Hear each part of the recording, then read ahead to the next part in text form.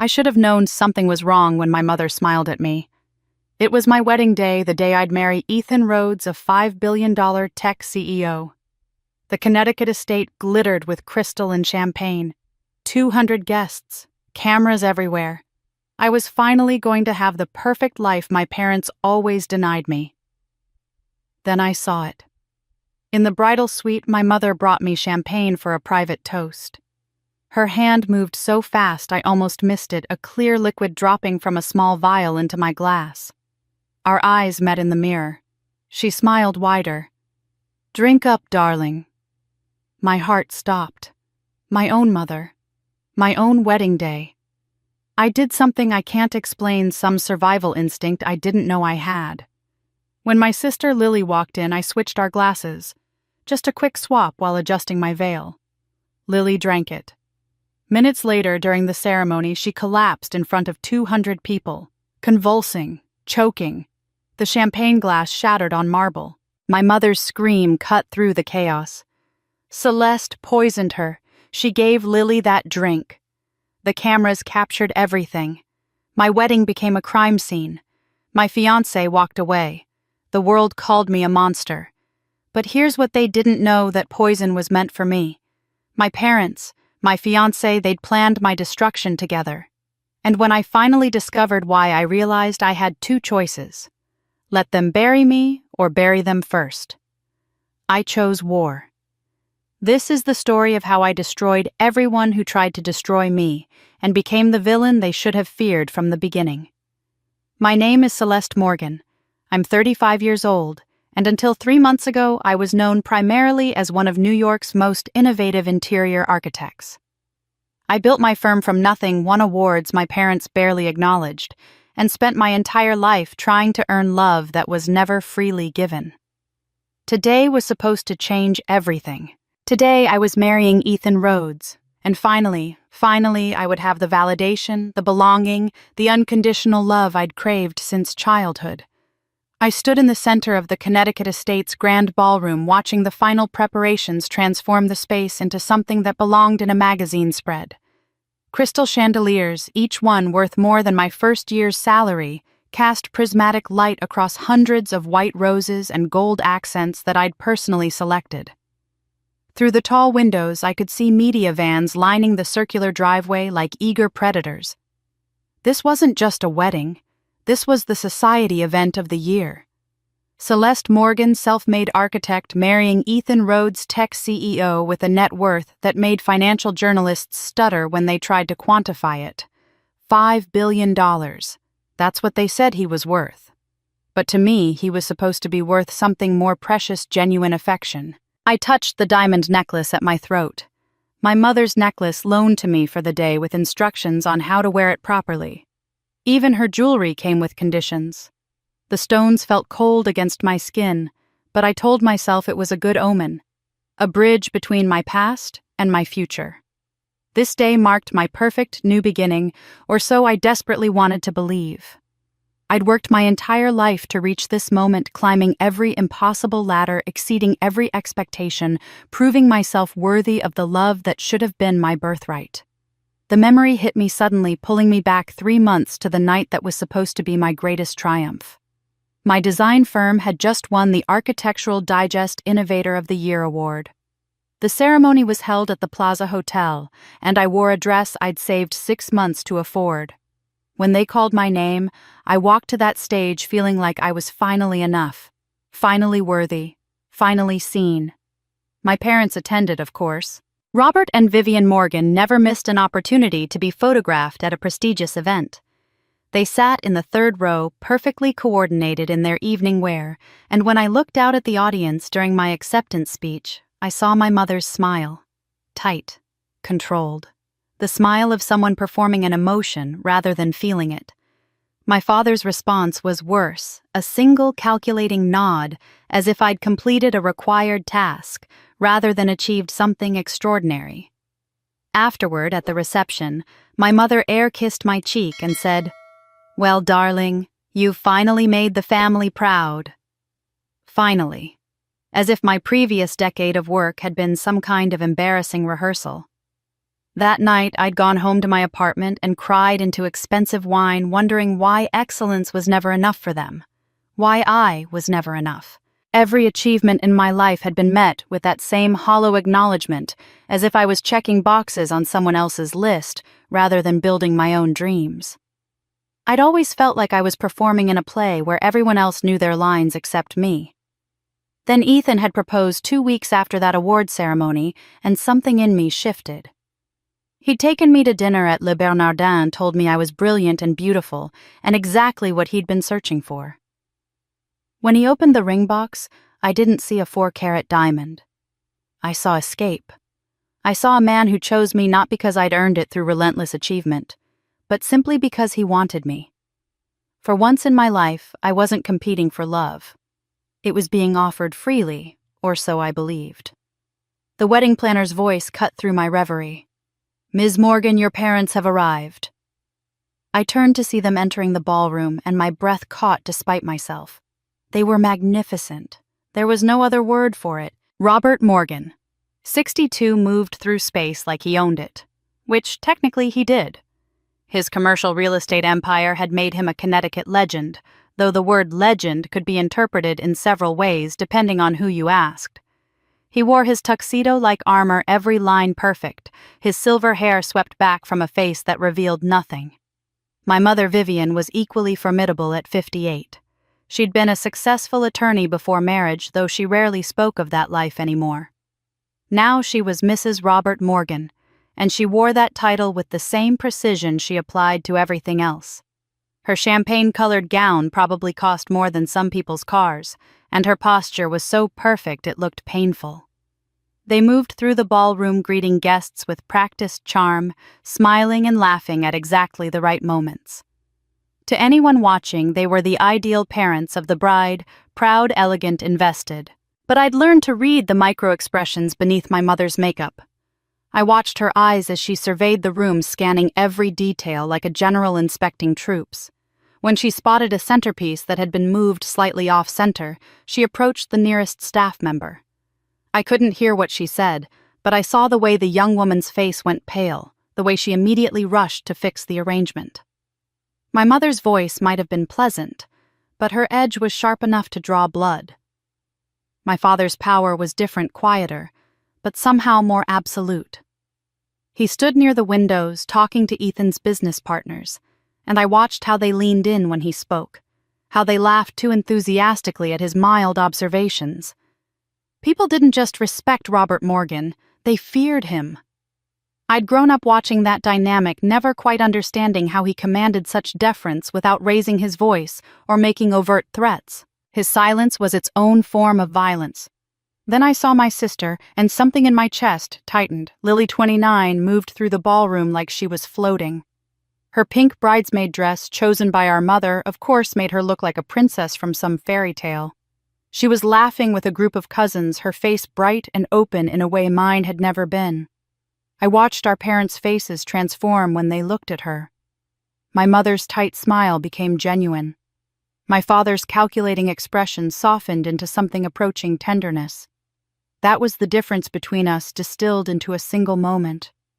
Lily received their warmth effortlessly like sunlight, while I had spent 35 years standing in their shadow begging for scraps. I loved my sister, I did, but sometimes that love felt complicated by the weight of comparison, by the exhausting question of why she was lovable, and I was merely tolerated.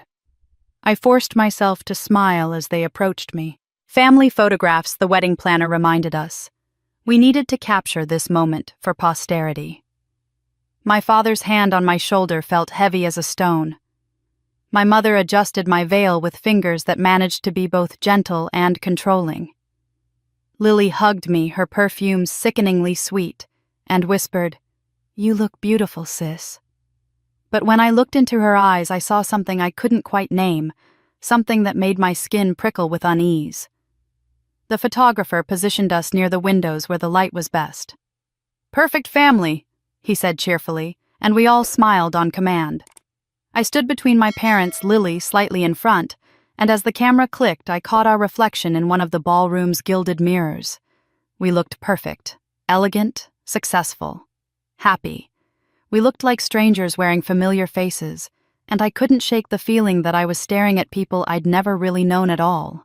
Standing there watching my family pose and smile, I felt the weight of 35 years of performance pressing down on my shoulders.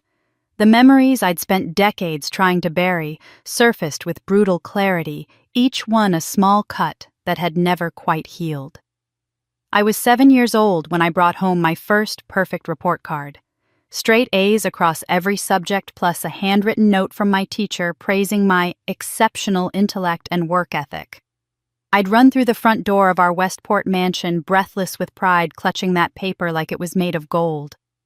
My mother was in her study reviewing legal briefs. I thrust the report card toward her, waiting for the praise I was certain would finally come. She glanced at it for perhaps 3 seconds, her expression unchanged, and said, "That's expected, Celeste. You're a Morgan. Excellence is your baseline, not an achievement." Then she returned to her work, dismissing me with her silence. 3 days later, Lily, barely 3 years old, drew something that vaguely resembled a flower. Crooked stem, lopsided petals, colors that bled outside every line. My mother gasped with delight, scooped Lily up, and spent the next hour calling relatives to share the news of her younger daughter's remarkable artistic talent. By that evening, the drawing was professionally framed and hanging in the formal living room where important guests would see it. My report card went into a filing cabinet in the basement, along with all the others that would follow. The pattern repeated itself so many times, I eventually stopped counting. My piano recital at age 10, where I played a flawless Chopin nocturne after 6 months of daily practice, my parents sat in the audience with polite, frozen smiles, clapping exactly twice when I finished. Lily's kindergarten concert 2 weeks later, where she forgot half the words to "Twinkle, Twinkle, Little Star" and sang the rest completely off-key. My mother stood up and cheered, filming every second, tears of joy streaming down her face. My father, who never showed emotion for anything I did, actually laughed with genuine warmth. I learned quickly that in the Morgan family my successes were obligations, while Lily's mere existence was cause for celebration. My mother's voice became the soundtrack of my childhood. "You don't get praised for breathing, Celeste. Weakness is unforgivable. You're the eldest, you're supposed to be stronger, smarter, better. Why do you need constant validation? Grow up." Every achievement I worked for became invisible the moment I accomplished it. Every tiny flaw or failure was magnified, dissected, held up as evidence of my fundamental inadequacy. I learned that love wasn't something freely given. It was something you earned through perfection. But perfection earned nothing except higher expectations and deeper disappointment when you inevitably fell short. Lily was always everything. I was never enough. The wedding planner needed me to check something in the estate's east wing, and I found myself walking through the portrait gallery where Morgan family history hung in gilded frames. I'd avoided this hallway for years, but today I paused in front of a photograph I'd almost forgotten existed. It showed me as a toddler, maybe 2 years old, standing alone in the estate's garden. I wore a white dress with pink ribbons, and I was looking off to the side at something outside the frame. But what struck me now as an adult was the composition. There was an oddly empty space beside me, as if the photographer had framed the shot for 2 children, but captured only one. I remembered asking my mother about that photograph when I was perhaps 8 or 9. Who was supposed to be there? I'd asked, pointing to that strange empty space. My mother's face had drained of all color. Her hand had trembled as she pulled the photograph album away from me. "No one?" She'd whispered, her voice strange and hollow. "You're imagining things. Don't ask about this again." The fear in her eyes had terrified me enough that I never did. Later that same year, I'd been exploring my childhood bedroom during a family visit to the estate, and I found a small music box tucked in the back of a forgotten drawer. It was porcelain hand-painted with delicate roses, the kind of precious object that seemed out of place in storage. When I opened it, tinny music played a lullaby I half remembered from early childhood. Inside, resting on faded velvet, was a tarnished silver bracelet. I lifted it carefully, turning it toward the light to read the engraving C and C, C and C. My name started with C. But who was the other C I'd taken the music box downstairs to show my mother innocent and curious? The moment she saw what I was holding, her face transformed into something I'd never seen before. Raw panic mixed with fury. She'd snatched the music box from my hand so violently that the bracelet went flying across the room. "That's not yours," she'd hissed, her voice low and dangerous. "Don't you ever touch things that don't belong to you. Do you understand me?" I'd nodded, terrified, and she'd carried the music box away. I never saw it again. But it was my father's power that truly shaped our family's dysfunction, a force so subtle and pervasive that I didn't fully understand it until adulthood. Robert Morgan built his commercial real estate empire through calculated ruthlessness, and he applied the same principles to his household. At the dinner table, his silence was more terrifying than any words my mother could speak. He never raised his voice. He never needed to. One disappointed look from him could destroy your entire sense of self-worth. A slight tightening around his eyes meant you'd failed some test you hadn't known you were taking. I remember watching my mother transform in his presence, this brilliant attorney who'd once argued cases before state supreme courts.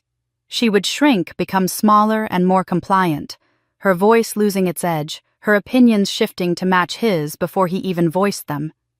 Vivian Morgan had been someone before she married my father.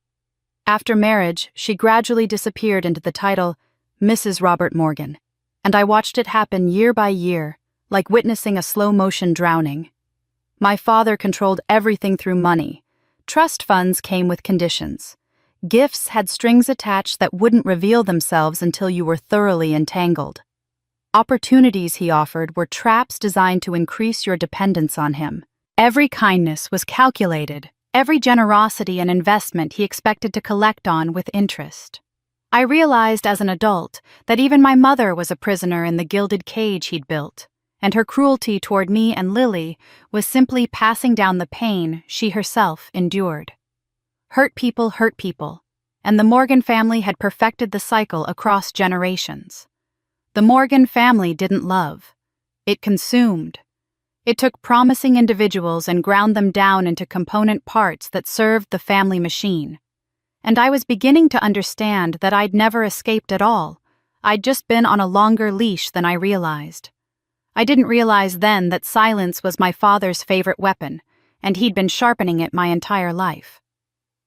The memory of that silence, that weaponized quiet my father wielded so expertly, brought me back to the dinner 2 months ago, when everything should have felt celebratory, but instead felt like a negotiation I hadn't agreed to participate in. It was a private dinner at the Morgan estate, ostensibly to finalize wedding details. But the moment I walked into the formal dining room and saw the lawyers flanking both sides of the table, I knew something else was happening. Ethan's legal team sat on one side of the imported Italian marble table, 3 men in identical gray suits with briefcases that probably cost more than most people's monthly rent. My father's lawyers mirrored them on the opposite side, and the symmetry felt deliberate, like chess pieces being positioned before a match. My mother presided at one end of the table, playing hostess with her practiced grace, pouring wine and making small talk about the weather while legal documents lay stacked between the crystal and china. The conversation started innocuously enough, discussing standard prenuptial terms.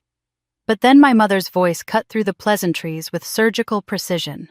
"Of course we've been thinking," she said, her tone delicate as lace over steel, "that perhaps Celeste and Ethan should consider merging certain business assets. As a show of true commitment and partnership. Marriage is about unity after all, not maintaining walls between each other." She smiled at me, that tight smile I knew so well, the one that wasn't really a smile at all, but rather a command wrapped in maternal concern. Every muscle in my body tensed. My design firm was mine. I'd built it from absolutely nothing while my parents criticized every risk I took, every client I pursued, every hire I made. They'd called it a hobby for the first 3 years, then a boutique venture, when it started turning profit, and finally a surprising success when I won my first major award. It represented every ounce of independence I'd managed to carve out from under their controlling influence. The idea of merging it with Ethan's vast corporate holdings, of letting it disappear into the Rhodes empire like a drop of water in an ocean, made my throat close with panic. "No," I said firmly, looking directly at my mother. "My firm stays separate. This is a marriage, not a corporate merger. I want my personal business kept distinct from our marital arrangement." Ethan reached for my hand under the table, squeezing it in what I interpreted as support, though looking back now I wonder if it was actually a warning. My father's jaw tightened so imperceptibly that anyone who hadn't spent a lifetime reading his micro-expressions would have missed it entirely. He said nothing, which somehow felt more ominous than if he'd argued.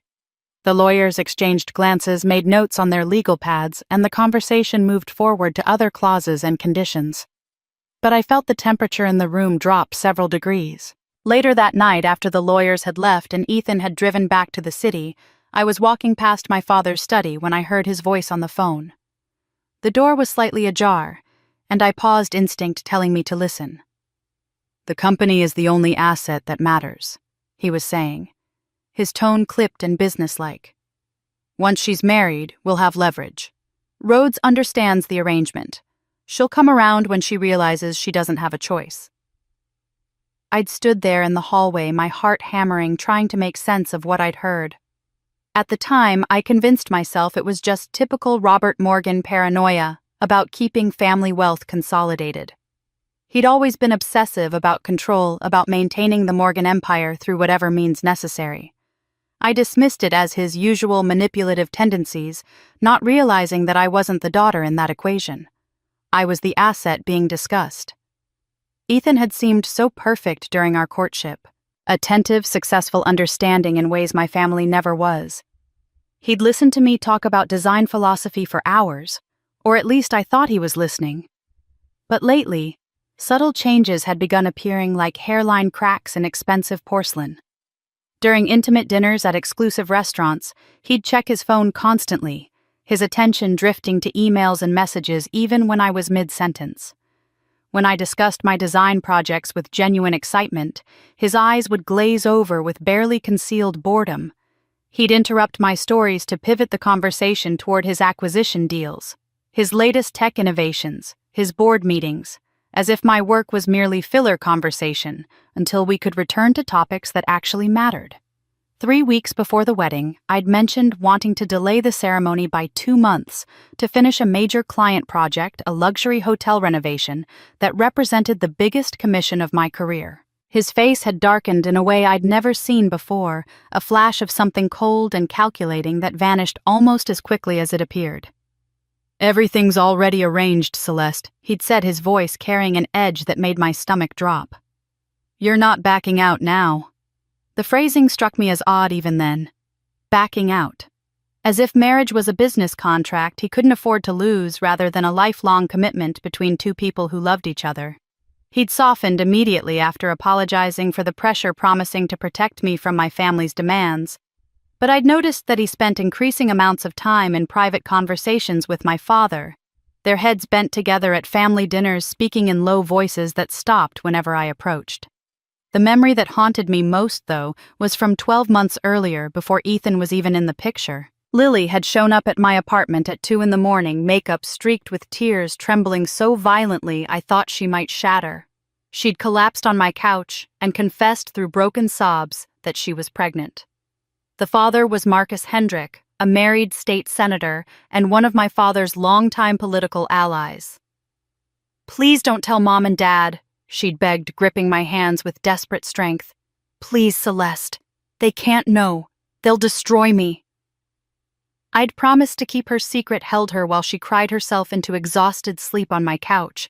But within 3 days, somehow impossibly, our parents knew everything. I never told them. Lily swore she didn't. Yet my mother appeared at my apartment with the story already fully formed in her mind, every detail correct, and informed me coldly that Lily was being sent to a wellness retreat in Switzerland to handle the situation discreetly.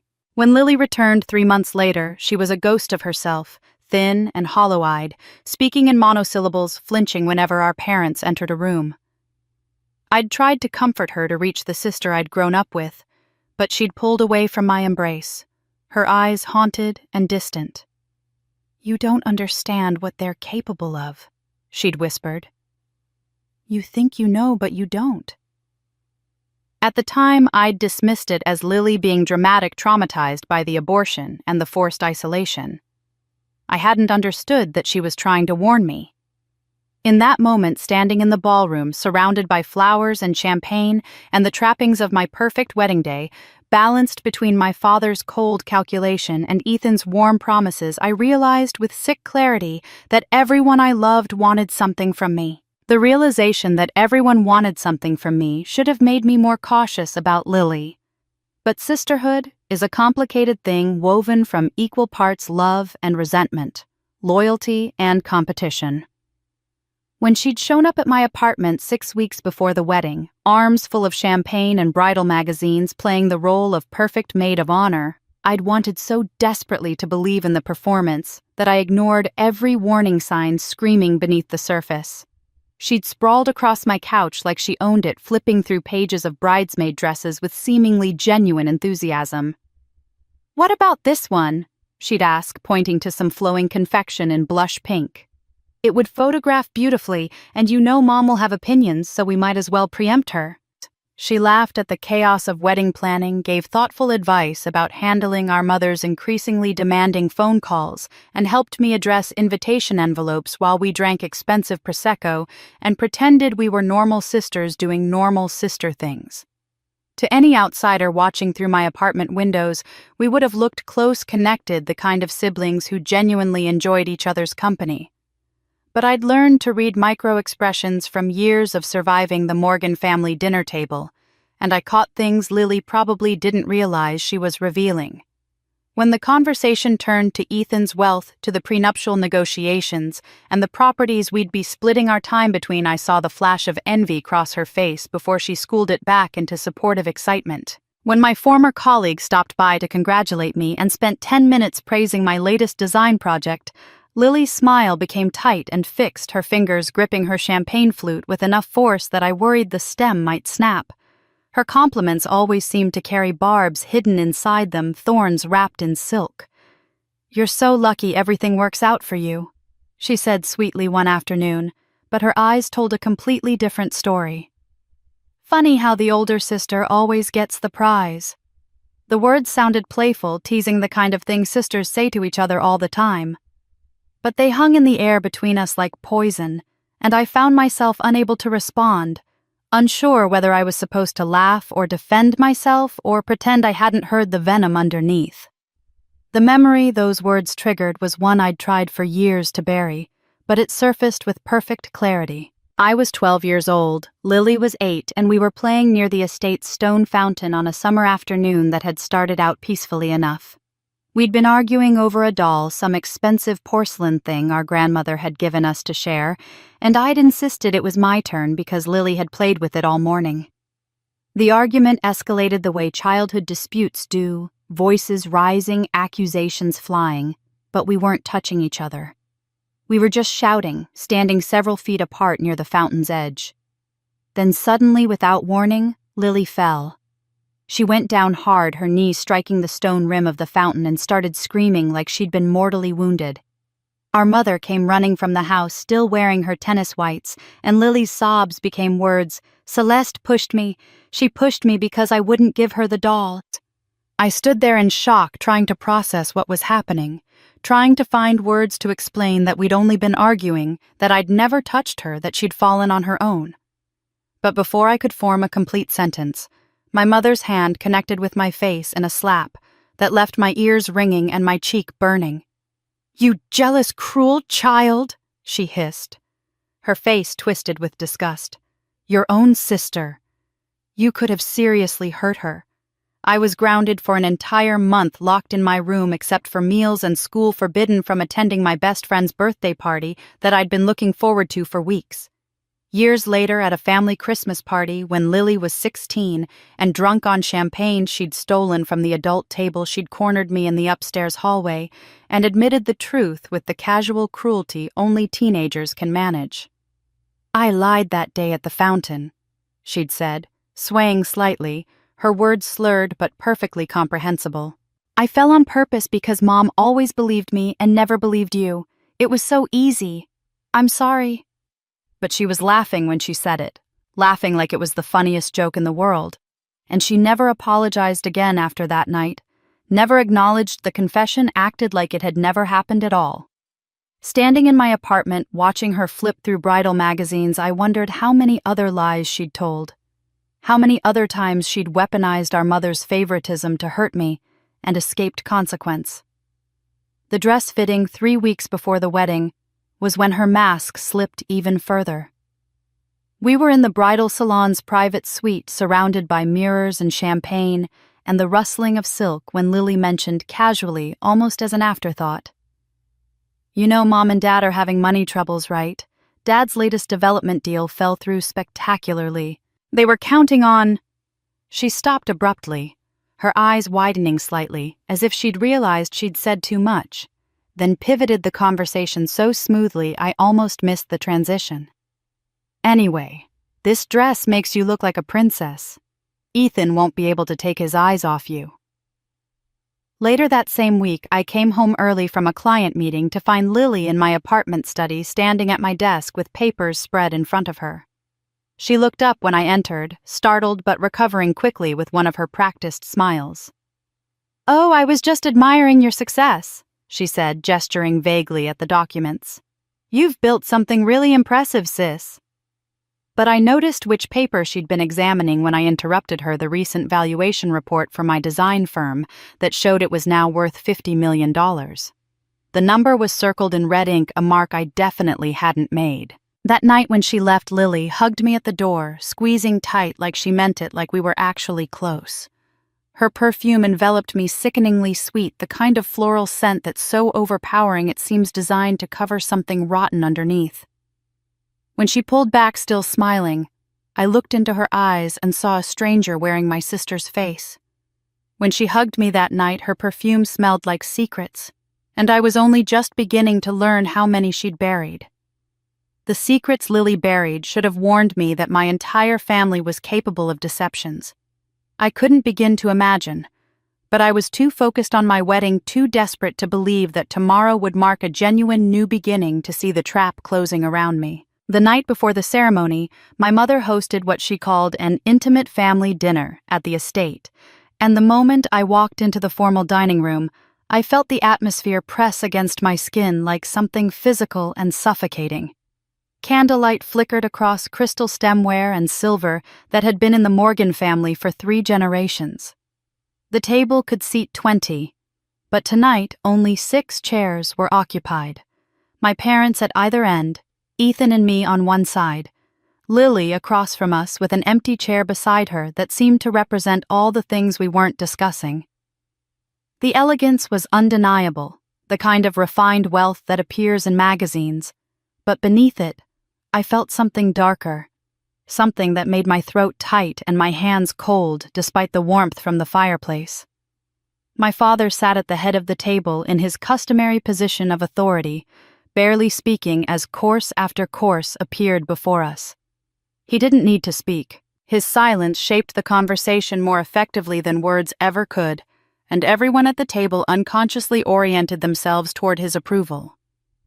My mother controlled the actual dialogue with surgical precision, steering us through topics that seemed casual but were anything but. She reminded me with a light laugh that didn't reach her eyes about the importance of family loyalty, how Morgan women had always understood that individual desires sometimes needed to be sacrificed for the greater good of the family unit. She mentioned trust fund access, noting almost casually that certain distributions were contingent on maintaining family unity and business cooperation. She brought up how family businesses should ideally stay within the family, how dangerous it was to let outsiders gain too much influence over Morgan assets. Ethan sat beside me, his hand occasionally touching mine under the table in what should have been comforting gestures, but felt more like claims of ownership. He was attentive to my father in ways that made my stomach turn, agreeing with everything Robert said, laughing at observations that weren't remotely funny, nodding along to suggestions about how we should structure our married life. I felt like a doll at my own dinner, a beautifully dressed prop, while the real people discussed my future without actually addressing me directly. The champagne they'd poured for the occasion tasted bitter on my tongue, metallic and wrong, though I couldn't tell if that was the wine or my growing sense of dread.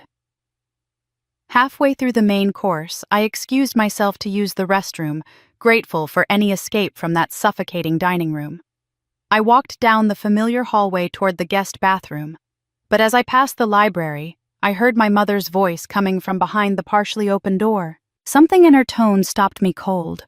It was low and urgent, stripped of the performative warmth she'd been displaying at dinner, and I found myself frozen in the hallway, barely breathing, listening to words that would haunt me. Through the crack in the door, I could see my mother standing close to Lily, their heads bent together in conspiracy. "Plan B will work this time," Vivian was saying, her voice tight with controlled intensity. "Once it begins, there's no stopping it. She'll never see it coming. We've planned too carefully for any mistakes." Lily nodded, her face troubled but compliant, that same expression I'd seen on her face when she returned from Switzerland. My mother continued, and her next words made my blood run cold.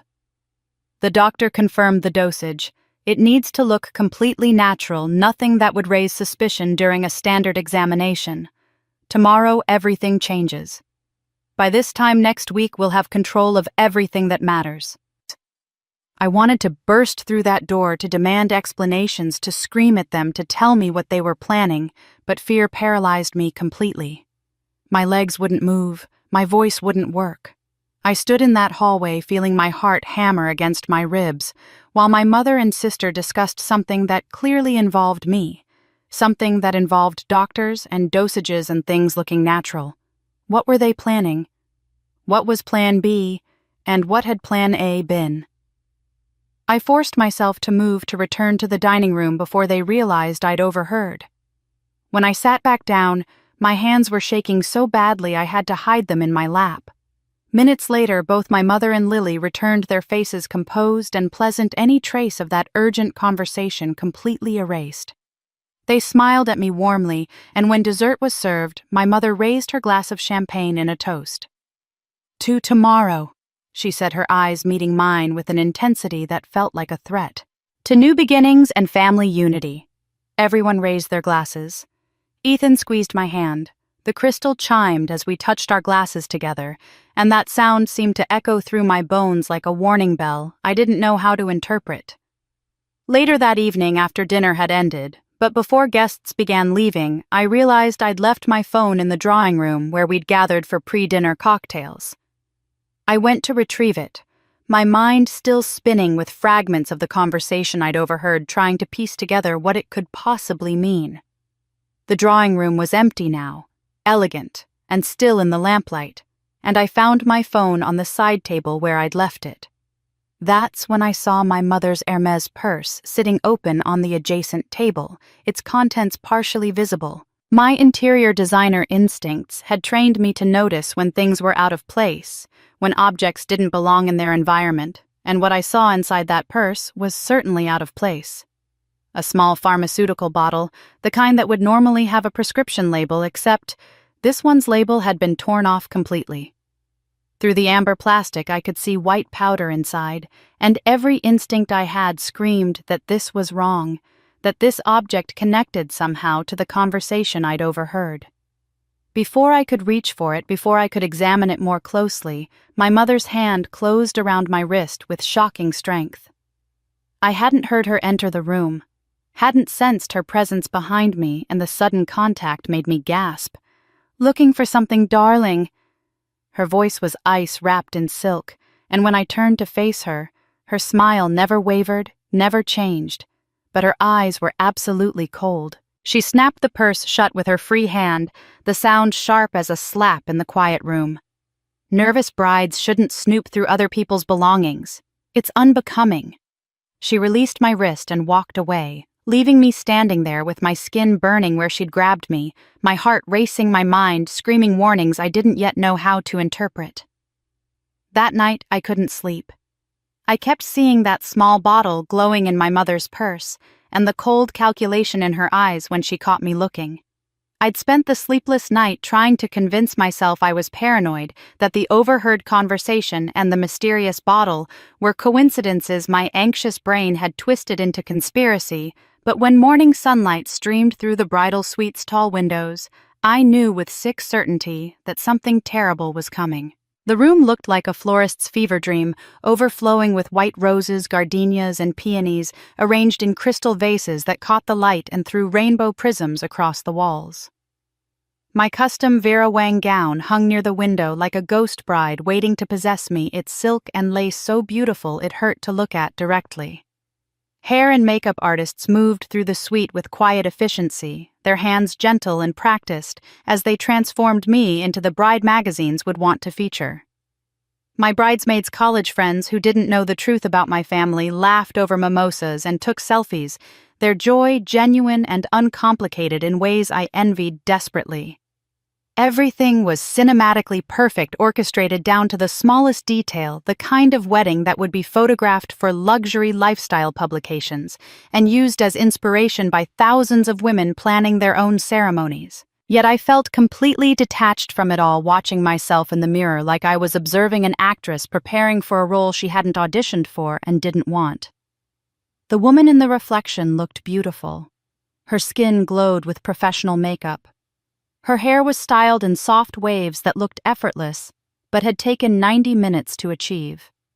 Her eyes were bright and clear despite the sleepless night. She looked poised, successful, like someone who had everything she'd ever wanted. She looked nothing like the scared girl who'd spent her entire childhood craving scraps of maternal approval. Today, I told myself, forcing the thought into my frightened brain like a mantra, everything changes.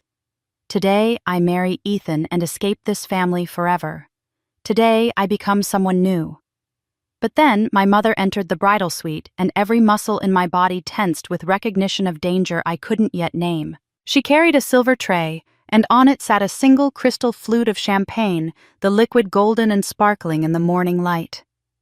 "For my daughter," she announced to the room, her voice carrying that particular tone of maternal warmth she used when performing for audiences. "A private toast before the ceremony, a Morgan family tradition." She smiled at the hairstylist, the makeup artists, the bridesmaids. And somehow that smile was a dismissal more effective than words could have been. They gathered their things, murmuring congratulations, and filed out of the suite. Even Lily, who'd been adjusting her bridesmaid dress in the corner, moved toward the door, though she glanced back at me with an expression I couldn't quite read.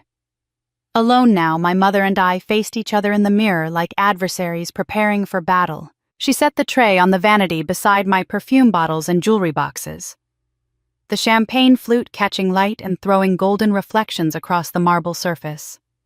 "You've made me so proud, Celeste," she said, and if I hadn't known better, I might have believed the emotion in her voice was genuine.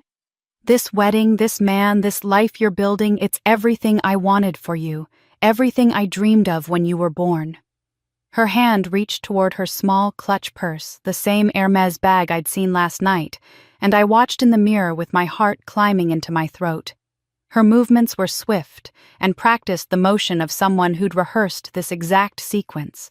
The small vial appeared in her hand for barely a second before she tipped it over the champagne flute. I saw the clear liquid drop into the golden bubbles, saw it disappear without leaving any visible trace. Our eyes met in the mirror at that exact moment, and time seemed to suspend itself. My mother's face remained perfectly composed, not a flicker of guilt or hesitation crossing her elegant features. She smiled at me, and in that smile I saw everything. The calculation, the years of planning, the cold determination of someone who'd decided long ago that I was an obstacle rather than a daughter. "Drink up, darling," she said, picking up the glass and extending it toward me. "It's nearly time. You don't want to be late for your own wedding." She watched me with the intensity of a scientist observing an experiment, waiting for me to take the glass to bring it to my lips to swallow whatever she'd put inside it. My mind raced through 1,000 possibilities in the space between heartbeats. This was the dosage from the overheard conversation. This was Plan B.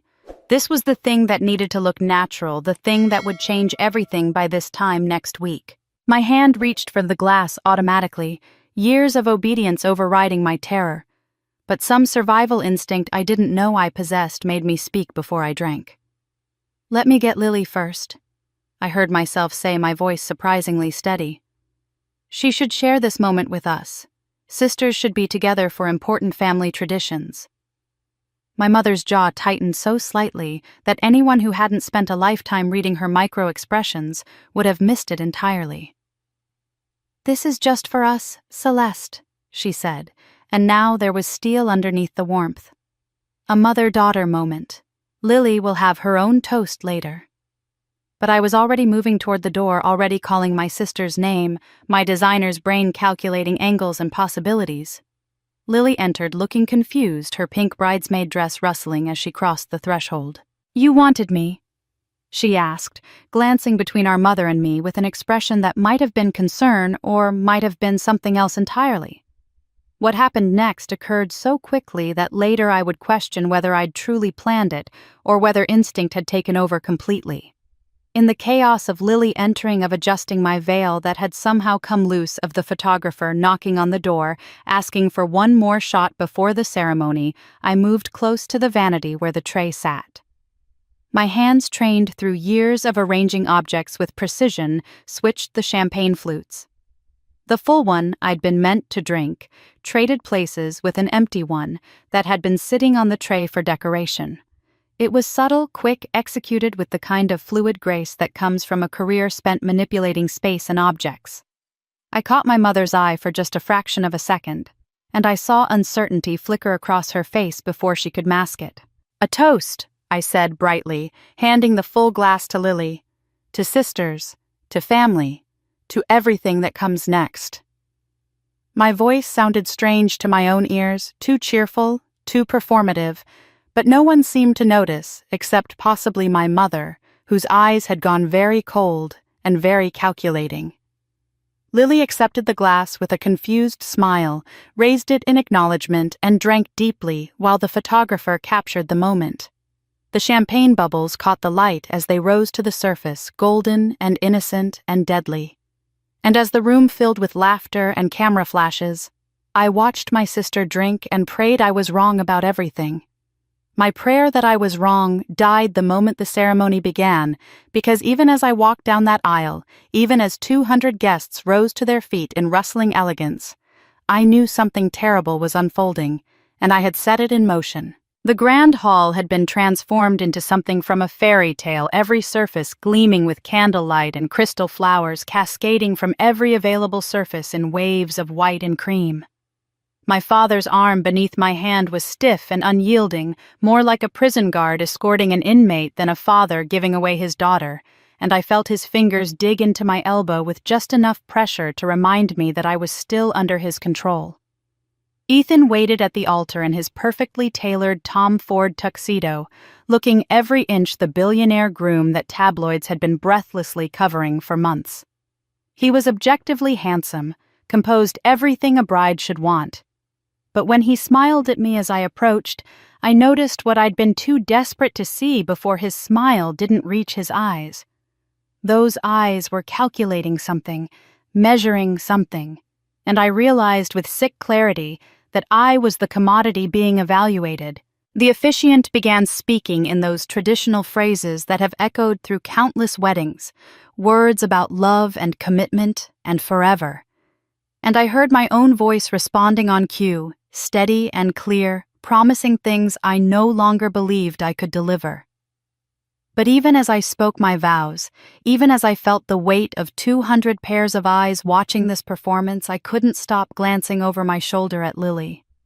She stood directly behind me in her pale pink silk bridesmaid dress, holding her bouquet of white roses, and something about her appearance made my stomach clench with dread. Her face looked flushed, almost fevered, with spots of unnatural color high on her cheekbones. She was swaying slightly, barely perceptibly, like a tree in wind only she could feel. I told myself it was emotion, Or perhaps she'd had too much champagne during the morning preparations, anything except the truth that was screaming in the back of my mind. The ceremony proceeded with flawless precision, each moment timed and choreographed. We exchanged rings, the platinum bands sliding onto our fingers with the finality of handcuffs clicking shut.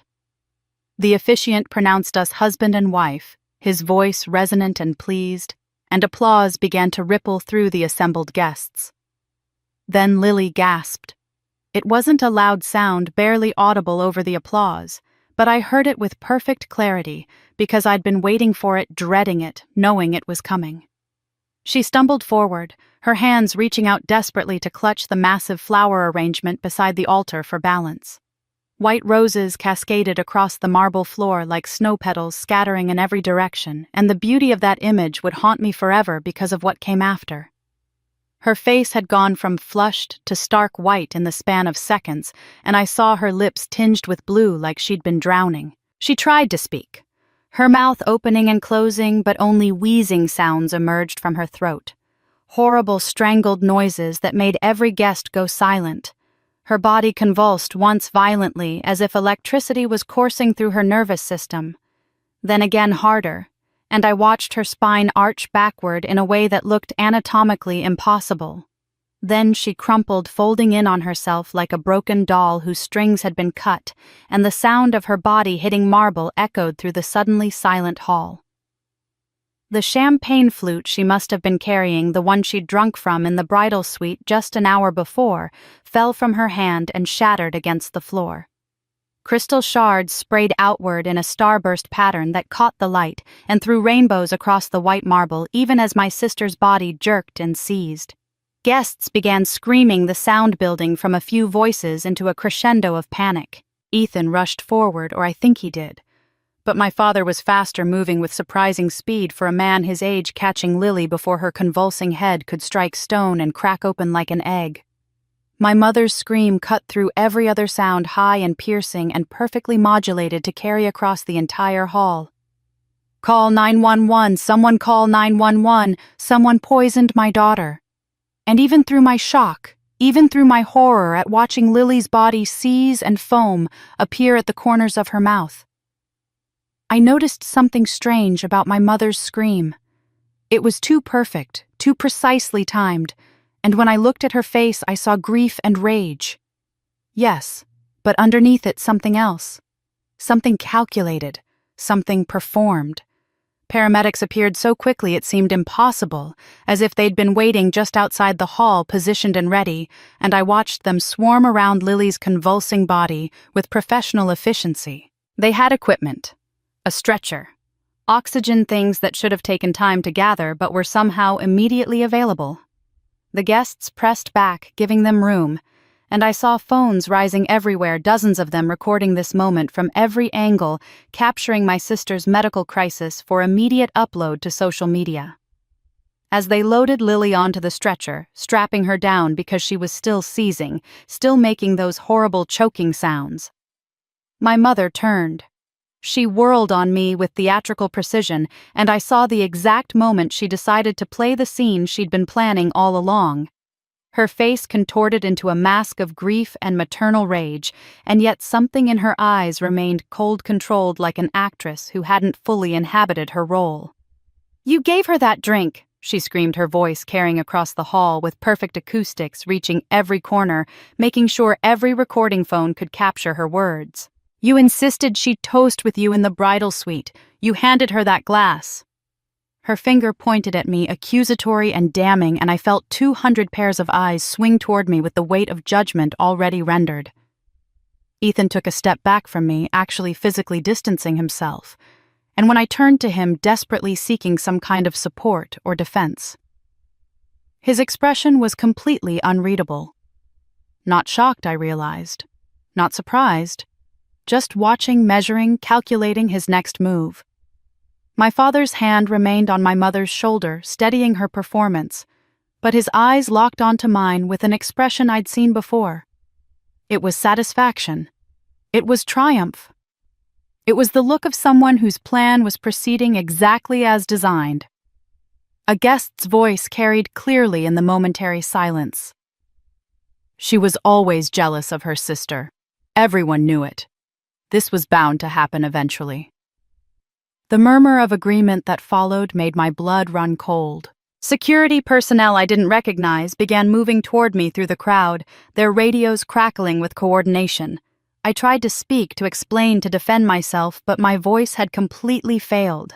My throat was closed with terror and shock and the horrible realization of what I'd done. I'd switched the glasses thinking I was protecting myself, but I'd just poisoned my sister instead, and my entire family had been counting on exactly that. And then my mother screamed my name not in fear, but in accusation, like she'd been rehearsing that moment her entire life. My mother's accusation still echoed in my ears when I realized that 30 minutes after Lily collapsed, the story had already exploded across the entire internet. Someone thrust a phone in my face and I saw hashtags trending in real time: hashtag poisoned bride, #Aj Morgan wedding, tragedy, Aj Celeste, Morgan. The numbers climbed as I watched tens of thousands becoming hundreds of thousands, the algorithm feeding on scandal like it was designed for exactly this moment. Guest footage flooded social media from dozens of angles. Lily collapsing in perfect high definition, my mother's theatrical accusation captured with crystal-clear audio, and me standing motionless in my wedding gown, looking every inch the beautiful villain from a Gothic novel. News vans arrived before the police did, which should have struck me as impossible, but somehow wasn't surprising at all. Reporters with microphones and camera crews swarmed the estate's gates, shouting questions at fleeing guests who covered their faces and speedwalked to their cars. I watched through a window as the narrative formed in real time. Instant and unshakable jealous older sister poisons the golden child at her own wedding. A story so perfectly crafted for viral consumption that it might as well have been scripted. Nobody questioned how the media had arrived so quickly, as if they'd been tipped off hours in advance and positioned strategically to capture maximum footage. Within an hour, my entire life had been excavated and recontextualized into evidence of my guilt. Those interviews I'd given to design magazines where I'd mentioned my challenging family dynamics were recut and presented as proof of deep-seated resentment. My college therapist visits for anxiety, which I'd attended during a particularly stressful semester, were resurrected as evidence of a documented history of mental illness.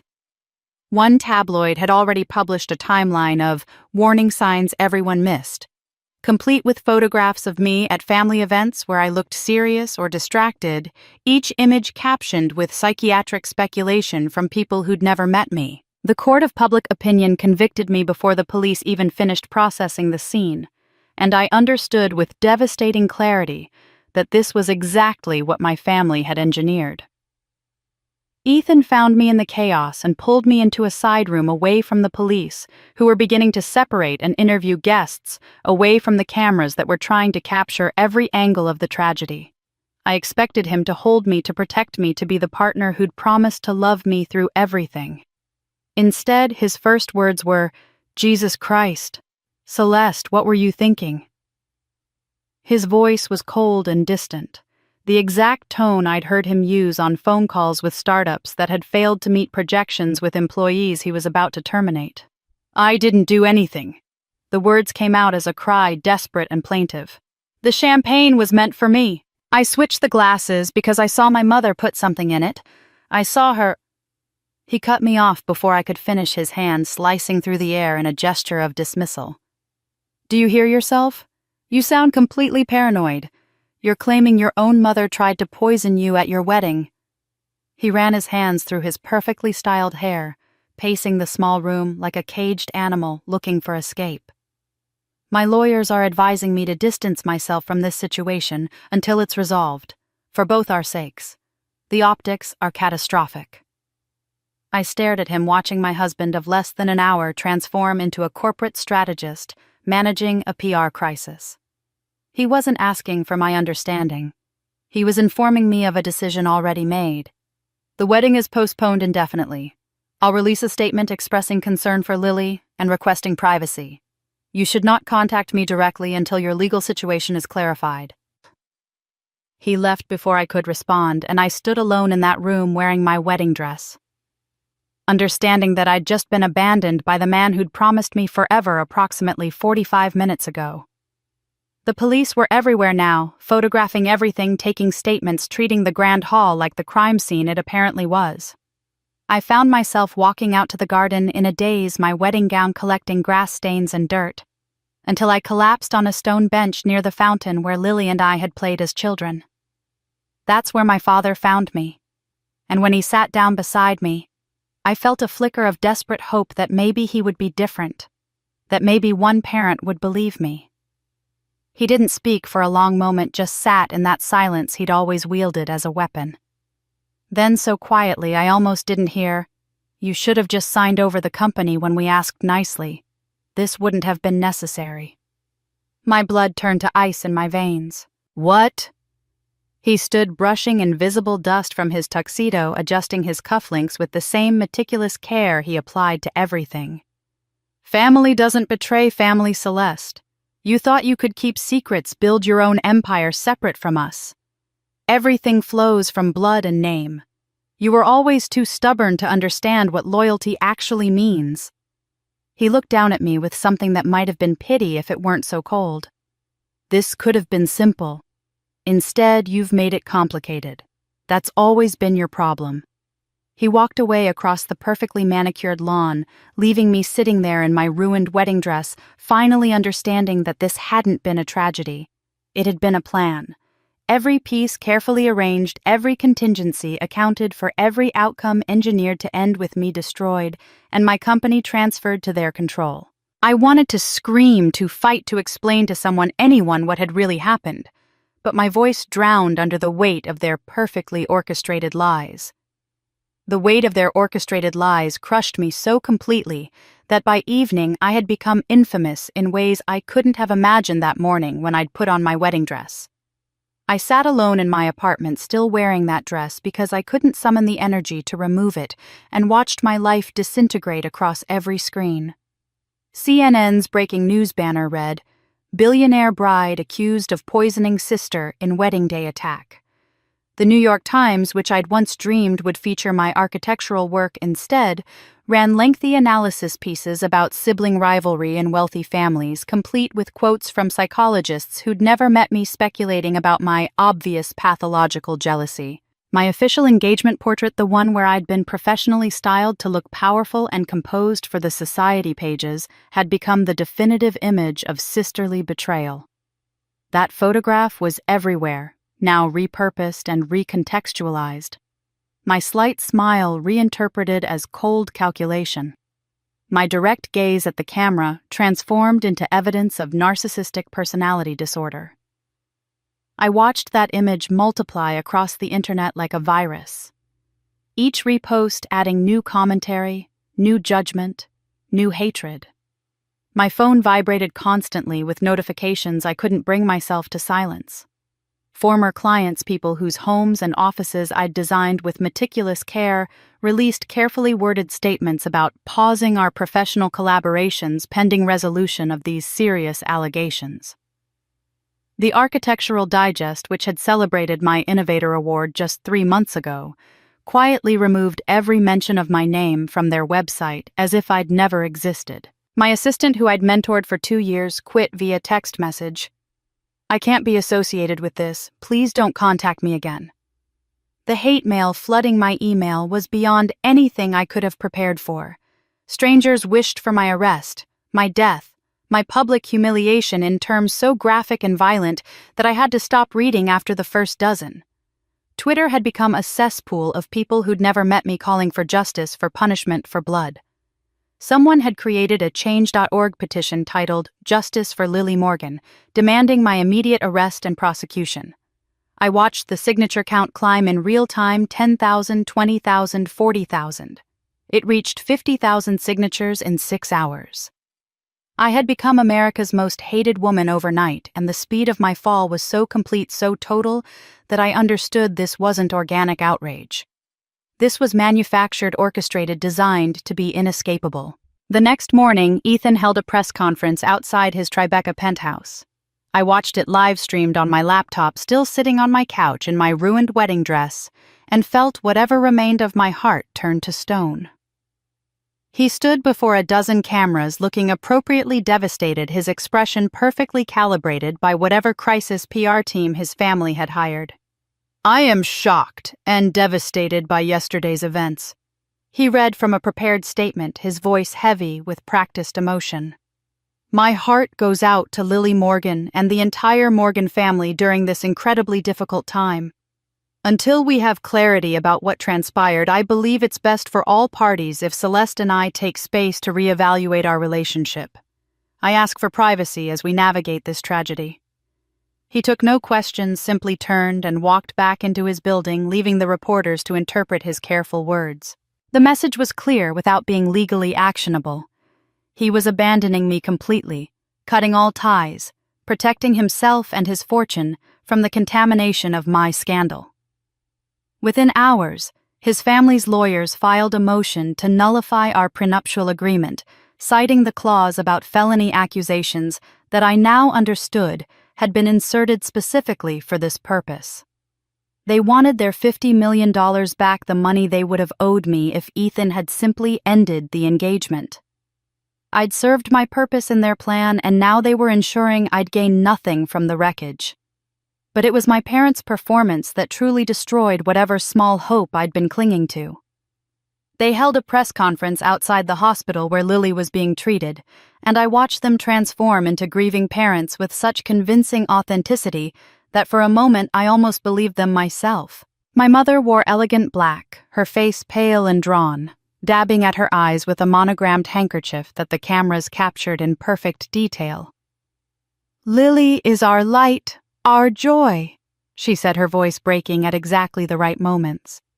"To see her fighting for her life, to know that her own sister—" She couldn't finish, covering her face with her hands, and my father's arm came around her shoulders in a gesture of support that looked absolutely genuine.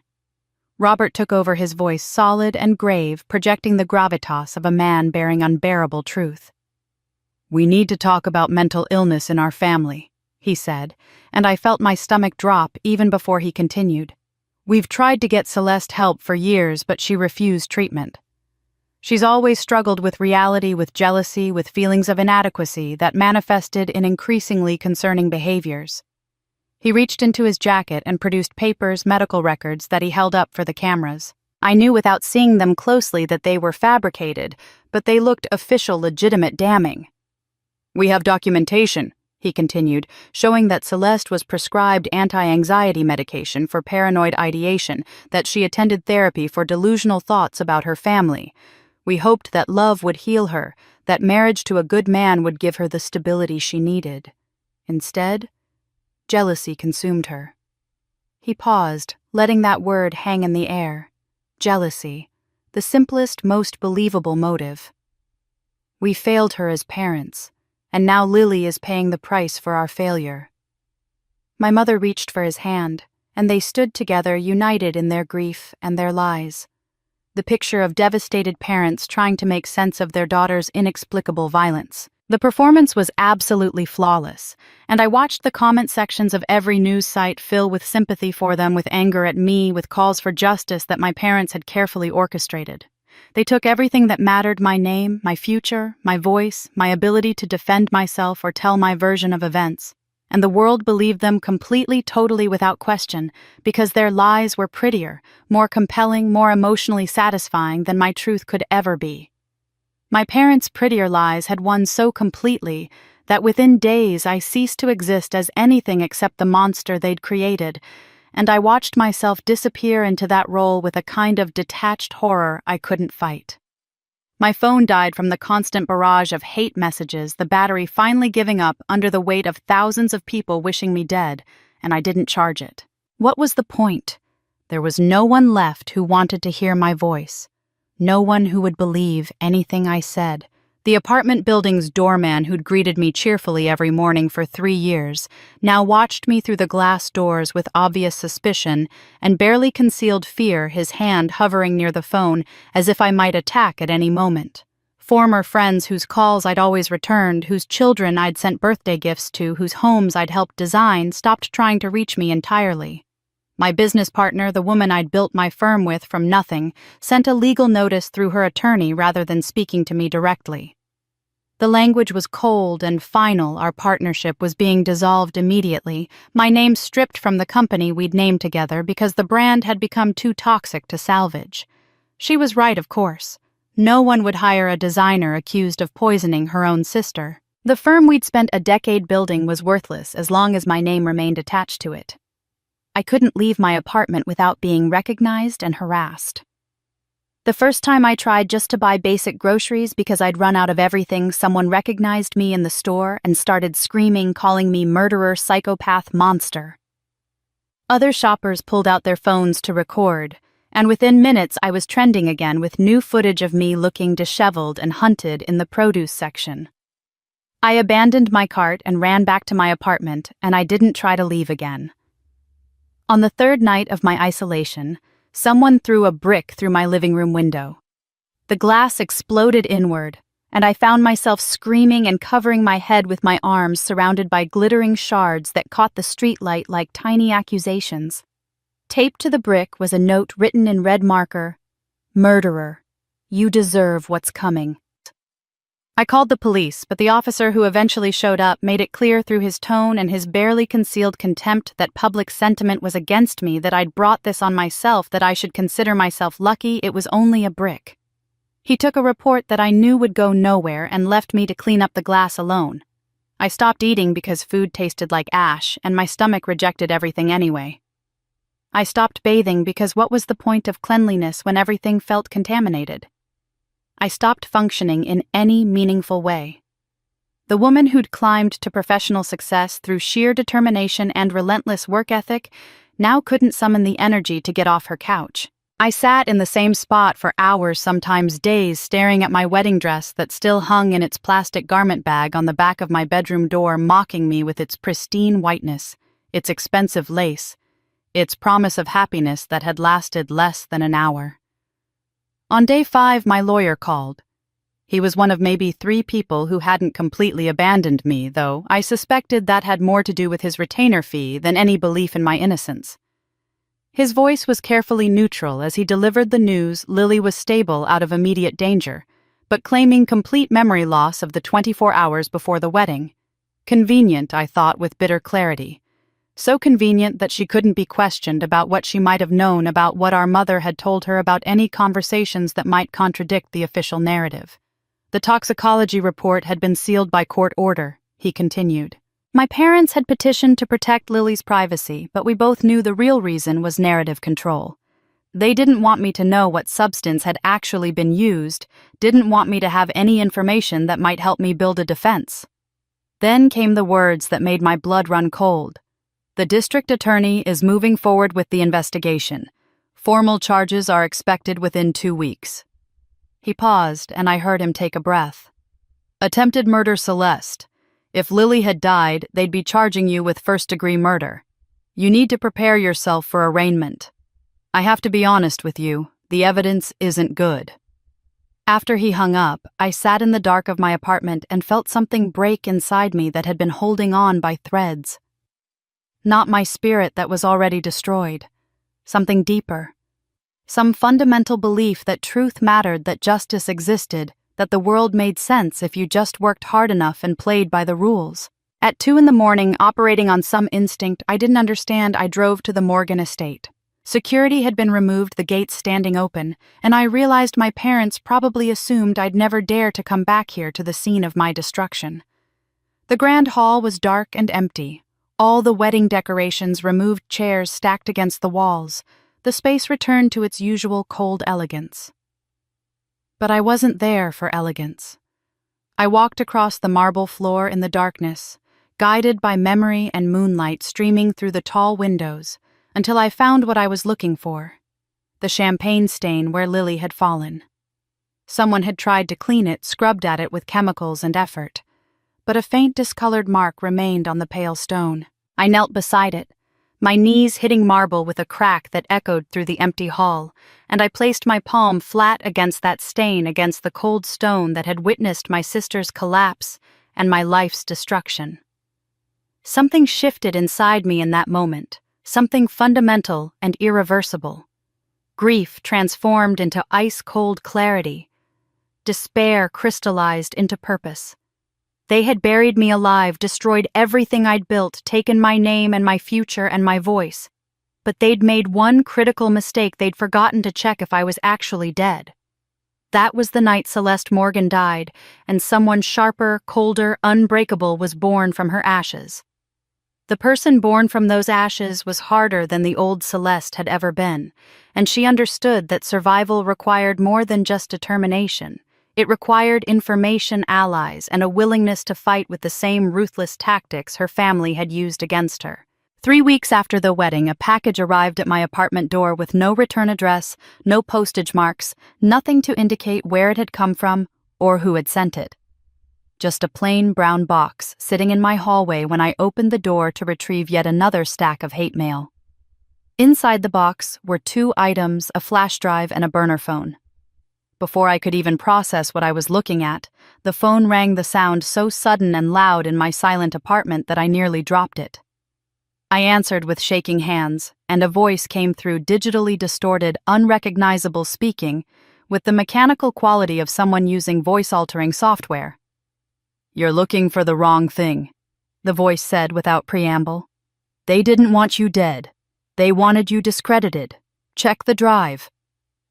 Then the line went dead, leaving me staring at the phone and trying to understand what had just happened. I plugged the flash drive into my laptop with my heart hammering so hard I could feel it in my throat. The files that appeared weren't the official toxicology reports that had been sealed by court order.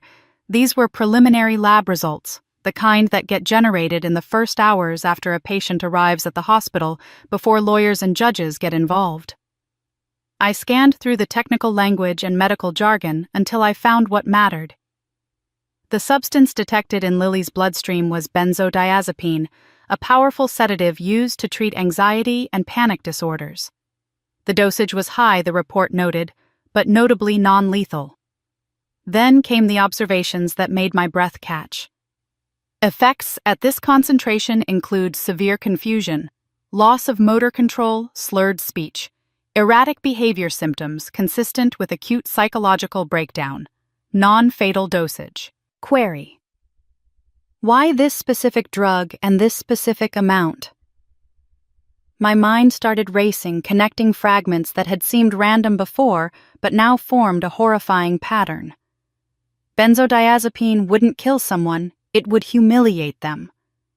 I closed my eyes and imagined the plan as it was supposed to unfold. I drink the champagne in the bridal suite.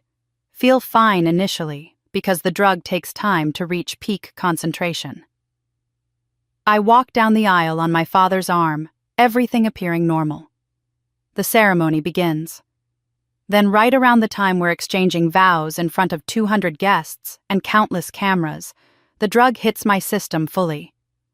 I start slurring my words. I stumble. Maybe I become paranoid. Start making wild accusations that sound like delusions. Perhaps I even become aggressive or start screaming. Every phone in that hall would be recording. Every guest would be witnessing my complete psychological breakdown at my own wedding. Ethan would be mortified, his perfect wedding ruined by his unstable bride. My parents would rush to my side, faces etched with concern they'd practiced in mirrors, and they'd sorrowfully admit to the assembled crowd and the inevitable media that I'd been struggling with mental health issues for years, that they'd tried to get me help, but I'd refused treatment. Within hours, the footage would be everywhere, and within days, they'd have me involuntarily committed to a psychiatric facility for evaluation and treatment. No one would question it. Everyone had just witnessed my breakdown with their own eyes. And here's where the plan became truly diabolical. Under Connecticut law, my father could petition for temporary guardianship over an incapacitated adult family member, especially one who'd demonstrated she was a danger to herself or others. With me locked in a psychiatric facility declared incompetent, Robert Morgan would gain legal control over my assets, my company, my entire financial life. The realization hit me like physical force. I pulled out my own financial records documents I'd kept meticulously organized in my home office and started connecting dots I'd been too naive to see before. My design firm, recently valued at $50 million, held commercial contracts for 3 major developments in Connecticut and New York. When I looked closer at those projects, I saw what I'd missed. They were all connected to properties my father's company either owned or had significant stakes in. If my firm dissolved with me as an incompetent guardian, those contracts would need to be reassigned. Robert, as my legal guardian, could assign them to whomever he chose, probably his own failing companies, or sell them to cover his mounting debts. I dug deeper into files I'd barely glanced at before board meeting minutes from Morgan family corporate holdings that I'd attended but hadn't really paid attention to because they'd seemed like tedious business discussions. Now I read them with new eyes and saw the truth hidden in corporate language proposals to consolidate Morgan family holdings under unified management structure. Discussions about streamlining business operations under central family leadership, mentions of leveraging all available family assets to address current market challenges. They'd been planning to cannibalize my success for months, maybe years. The wedding wasn't the beginning of their plan. It was the execution, the perfect public stage where my destruction would be witnessed and believed by hundreds of people and broadcast to millions more. Every piece of the puzzle clicked into place with sickening clarity. My father's business was failing, bleeding money from failed development deals and market downturns. My company was the only liquid asset in the family that was actually worth something. When I'd refused to merge operations, refused to let them absorb what I'd built, they'd realized they needed another approach. They needed me, declared incompetent so they could take it without my consent. The poison was never meant to kill, it was meant to drive me insane in the most public way possible. They didn't want me dead. They wanted me silenced, controlled, and profitable, buried alive in an institution while they spent my life's work to save themselves. Understanding that they'd wanted me institutionalized rather than dead gave me something I hadn't had in weeks: direction, purpose, a way to fight back that didn't involve simply screaming denials into the void. I transformed my apartment into an investigation headquarters, becoming a detective of my own life in ways I'd never imagined I'd need to be. I cleared one entire wall of my living room and started building a timeline, pinning up photographs and documents and dates, connecting them with red string, like I'd seen in crime dramas, except this crime had been committed against me, and I was both victim and investigator. I started with my medical records, requesting copies from every doctor I'd ever seen, and that's when I discovered the first concrete proof of their long-term planning. Someone had requested my therapy files from college records from the counseling center I'd visited during a particularly stressful semester when I was 20 years old. The request form had my signature on it, but I knew immediately it wasn't mine. The loops were wrong. The pressure too consistent, the work of someone who'd practiced copying my handwriting but hadn't quite mastered the unconscious variations that make a signature authentic. The request had come from my mother's law firm, processed 8 months before my wedding, long before I'd had any reason to suspect my family was plotting against me. Those therapy records were innocuous, just standard college anxiety about grades and future career prospects, and the normal struggles of early adulthood, but in the right hands, they could be weaponized. I'd discussed family stress in those sessions, mentioned feeling like I could never meet my parents' expectations, admitted to anxiety about disappointing them. In context, it was normal.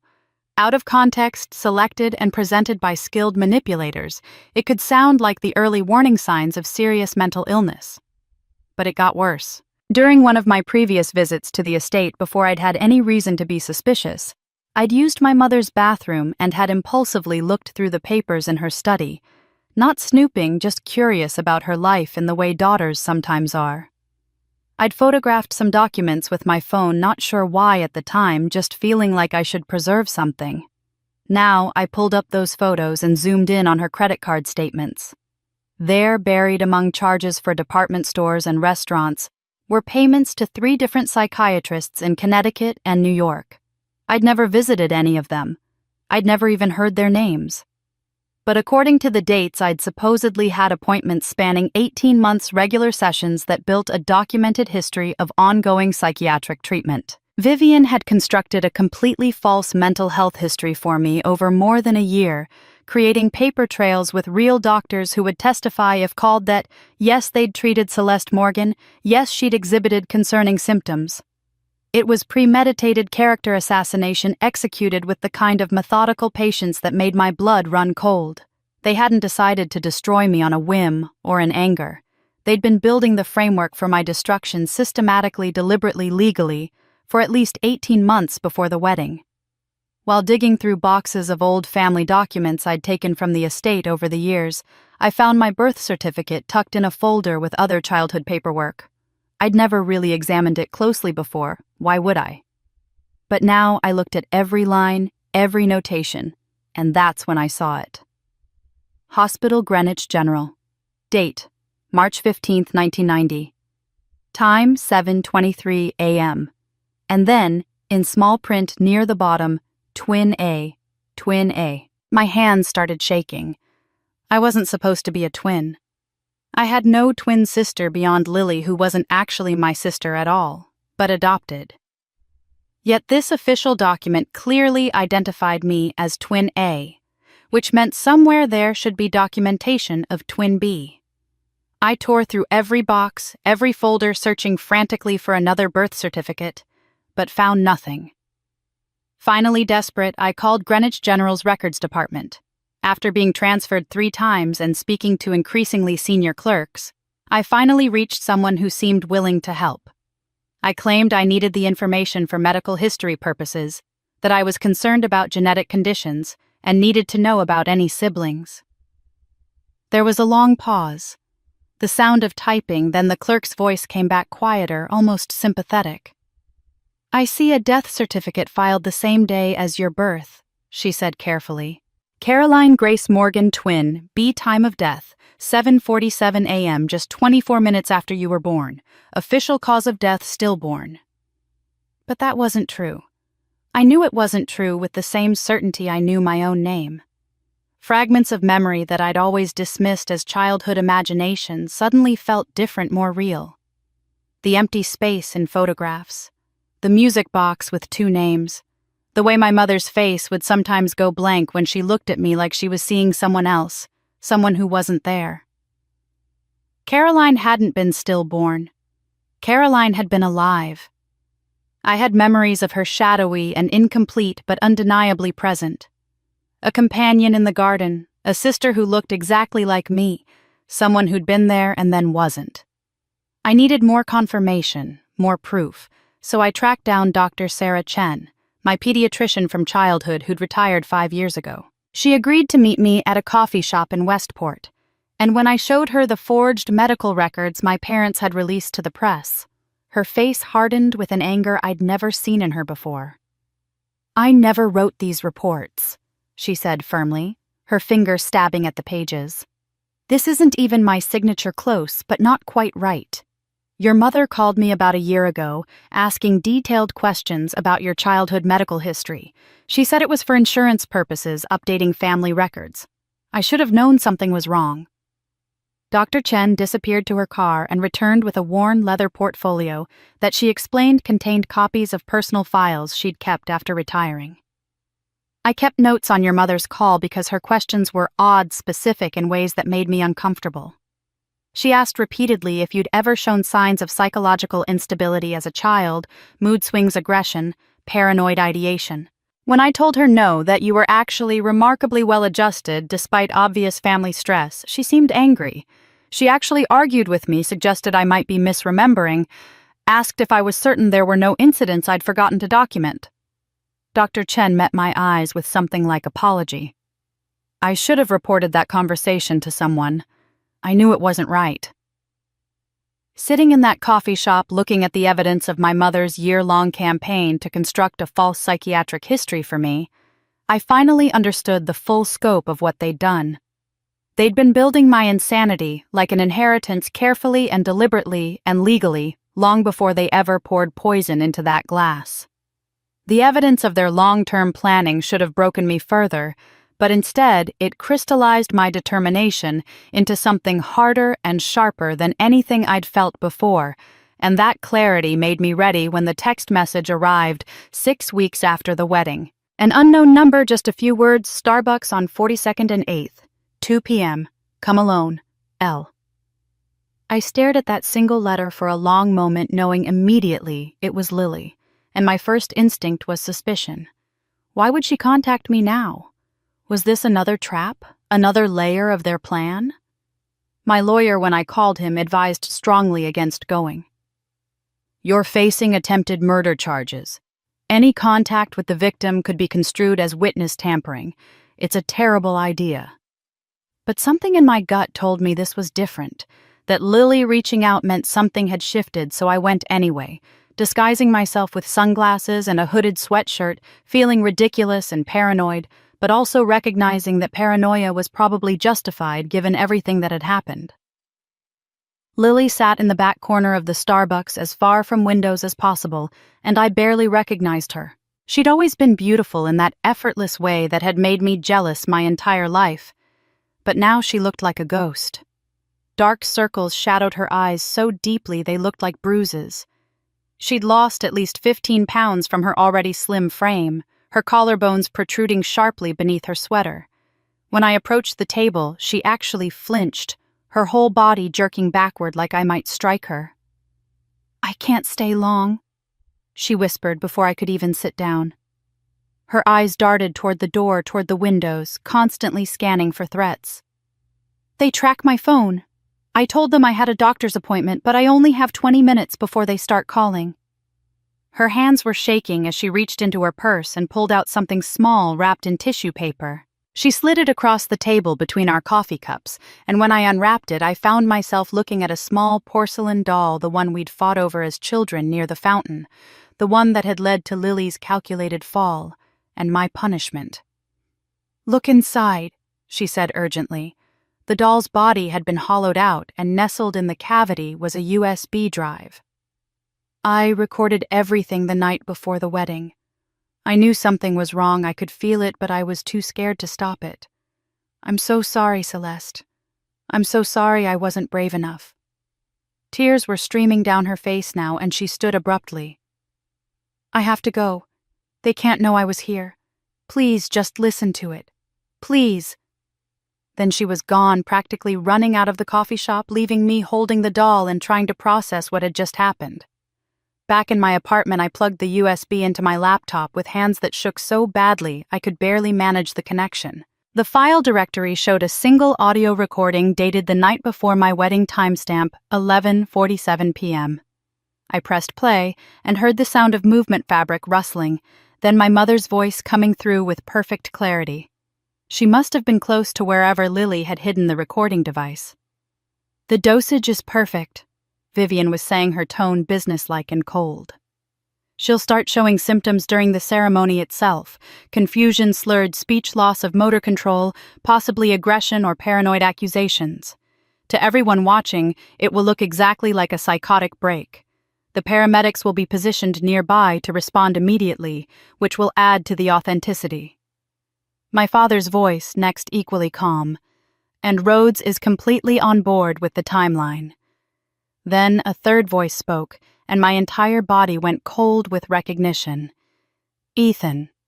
My fiancé, the man I'd been about to marry, speaking in the same calculated tone he used in business negotiations. "My lawyers have confirmed the prenuptial agreement clause. If she's accused of a felony or deemed mentally incompetent within 90 days of the ceremony, I retain the $50 million and the marriage is nullified without any liability on my part. Additionally, once she's institutionalized and you have guardianship, you'll transfer her company assets to my holding corporation as we discussed. I receive 30% as a finder's fee for my participation." Robert actually laughed, a sound of genuine pleasure. "Son, you're learning how business really works. Welcome to the family." The recording continued, and I sat frozen, listening to them discuss me like I was a commodity to be traded, an obstacle to be removed, anything except a human being they supposedly loved. They talked about the media strategy about which reporters had been pre-briefed about how Vivian had cultivated relationships with specific journalists who would frame the story exactly as they wanted. They discussed the fake medical records, congratulating themselves on their thoroughness. Every detail had been planned, every contingency accounted for. Then Lily's voice cut through, small and frightened. What if something goes wrong? What if she gets really hurt? Or what if someone figures out what we're doing? My mother's response was ice. Lily, darling, you know what happens if you don't cooperate. That situation last year with Senator Hendrick, we protected you then. We made that pregnancy disappear. We paid off the right people. We kept you safe. But we can unprotect you just as easily. His wife would be very interested to know about your affair with her husband. The press would have a field day. Your life would be over. The silence that followed was broken only by the sound of Lily crying softly. Then her voice defeated and hollow. I understand. I'll do what you want. The recording ended there, leaving me sitting in my apartment with tears streaming down my face, but not from sadness. From rage. From the clarifying fury of finally understanding the complete picture. My phone buzzed with another text from Lily's number. They're sending me to Switzerland tomorrow. They know I'm breaking. They know I'm not reliable anymore. Please hurry. They're going to make me disappear like they tried to make you disappear. I realized with sudden brutal clarity that I wasn't their only victim. I was just the one they'd needed destroyed completely because my destruction served their financial interests. But Lily had been a victim all along, controlled through blackmail and fear, forced to participate in my destruction under threat of her own. They'd weaponized one daughter to destroy the other, and neither of us had been anything more than assets to be managed or liabilities to be eliminated. And suddenly, I understood I wasn't their only victim. I was just the one they needed destroyed completely. Understanding that Lily had been another victim rather than a willing conspirator should have made me feel less alone. But instead, it just deepened my rage at how thoroughly my parents had manipulated everyone around them. So when someone knocked on my apartment door 2 days after that, recording, my first instinct was to ignore it completely. I'd stopped answering the door weeks ago, assuming anyone who showed up was either a reporter looking for a quote or someone who wanted to scream accusations at me. But this person was persistent, knocking steadily, and finally a voice called through the door. Ms. Morgan, my name is Marcus Chen. I'm an investigative journalist with ProPublica. I don't think you're guilty. Please just give me 5 minutes. I approached the door cautiously, peering through the peephole at a man in his early 40s. Asian American, wearing a rumpled button-down shirt and carrying a weathered leather messenger bag. He looked exhausted and earnest, and nothing like the predatory reporters who'd been hounding me for weeks. Against every instinct of self-preservation, I opened the door but kept the chain lock engaged. I have nothing to say to journalists, I said flatly. I don't want a quote, he said quickly, holding up his hands to show he wasn't recording. I've been investigating your father, Robert Morgan, for 3 years. I think your wedding was his latest crime scene, not yours. I think you're a victim, not a perpetrator. Please let me show you what I've found. Something in his voice, some quality of absolute conviction, made me unlock the chain and let him inside. Marcus Chen moved into my apartment like he'd been preparing for this moment, immediately spreading documents across my coffee table with the practiced efficiency of someone who'd organized this presentation many times in his mind. Financial records, bank statements, corporate filings, all meticulously highlighted and annotated. Your father's real estate empire is $300 million in debt, he said without preamble, pointing to a summary sheet that made my stomach drop. His latest development project in Stamford failed catastrophically. The investors are demanding their money back, threatening lawsuits, and he has no liquid capital to satisfy them. He's been scrambling for months trying to find a way to cover the losses. I stared at the numbers, seeing the full scope of my father's desperation laid out in black and white. Marcus continued, his finger tracing connections between documents. Your design firm was recently valued at $50 million. It's the only asset in the Morgan family portfolio that's actually worth something that could be liquidated quickly or used as collateral. When you refused to merge operations with his company, when you insisted on keeping it separate, he had to find another way to access those assets. That's when he started building the framework to have you declared incompetent. How long have you known about this?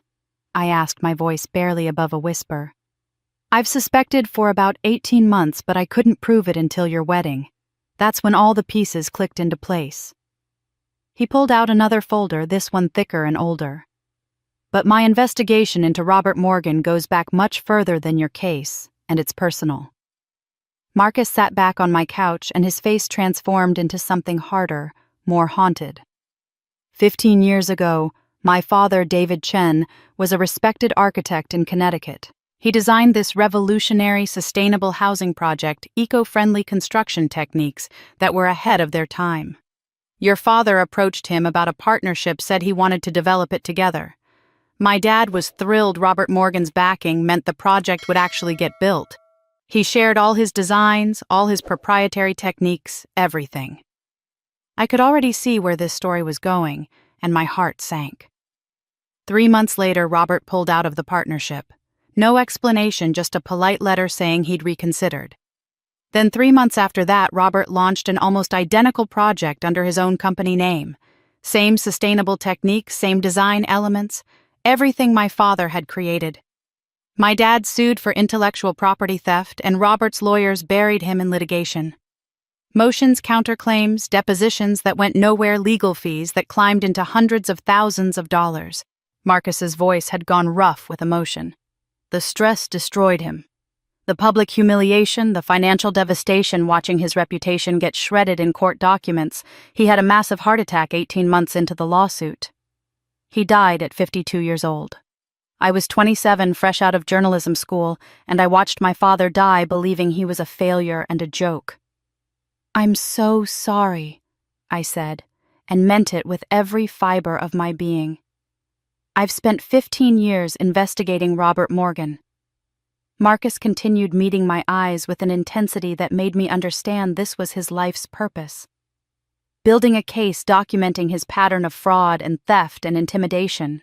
But he's careful, well-connected, protected by expensive lawyers and political allies. I've never been able to get close enough to prove what I know. Your case is different. Your case is public documented, and you're still technically family. You have access I'll never have. Why should I trust you?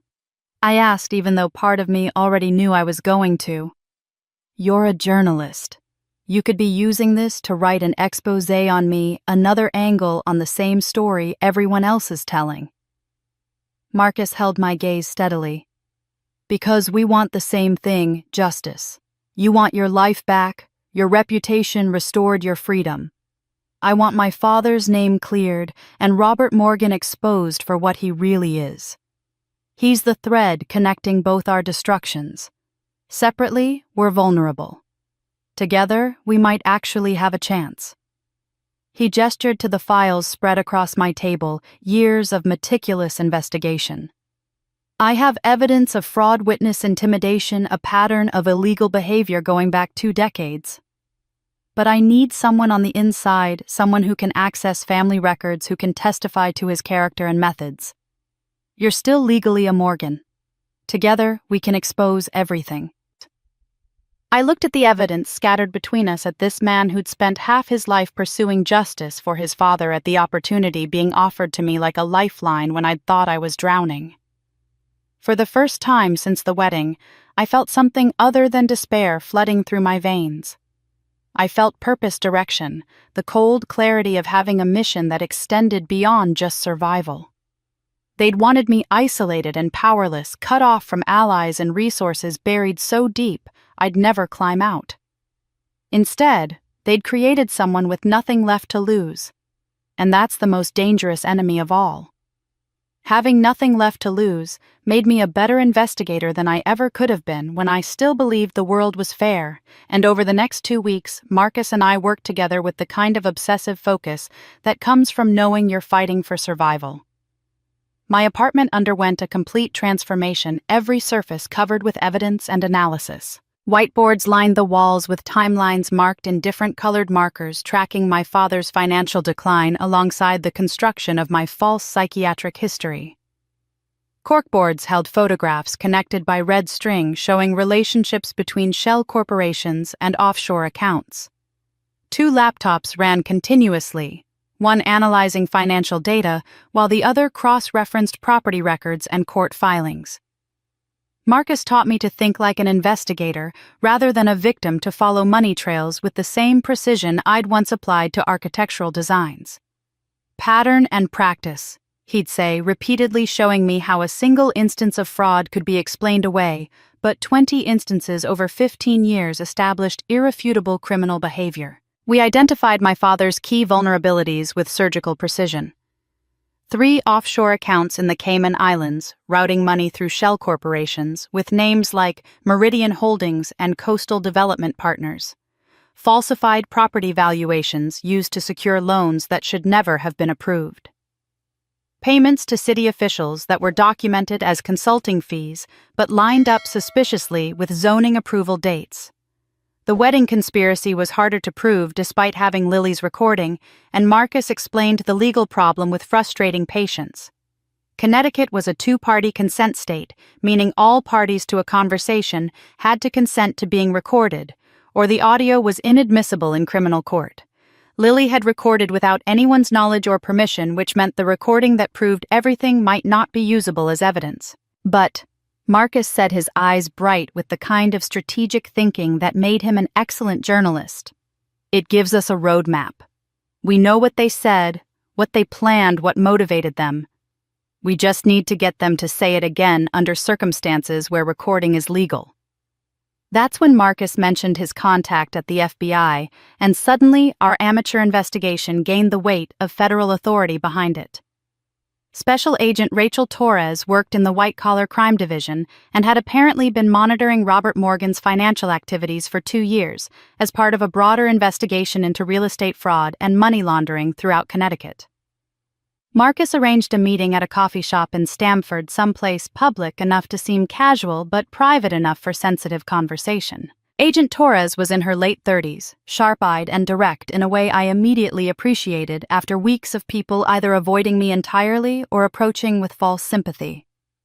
She listened to Lily's recording through headphones, her expression never changing, then reviewed the financial documents Marcus had compiled.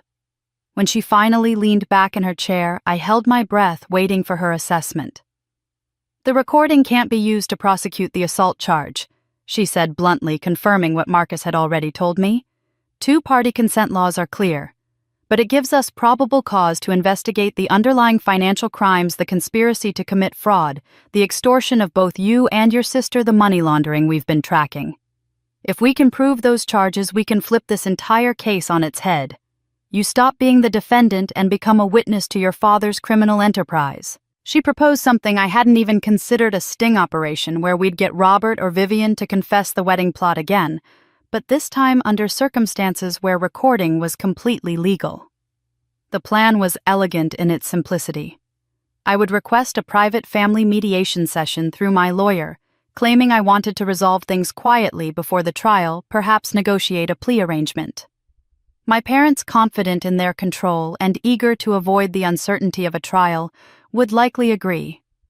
It would seem like their victory, their chance to pressure me into accepting guilt for reduced charges.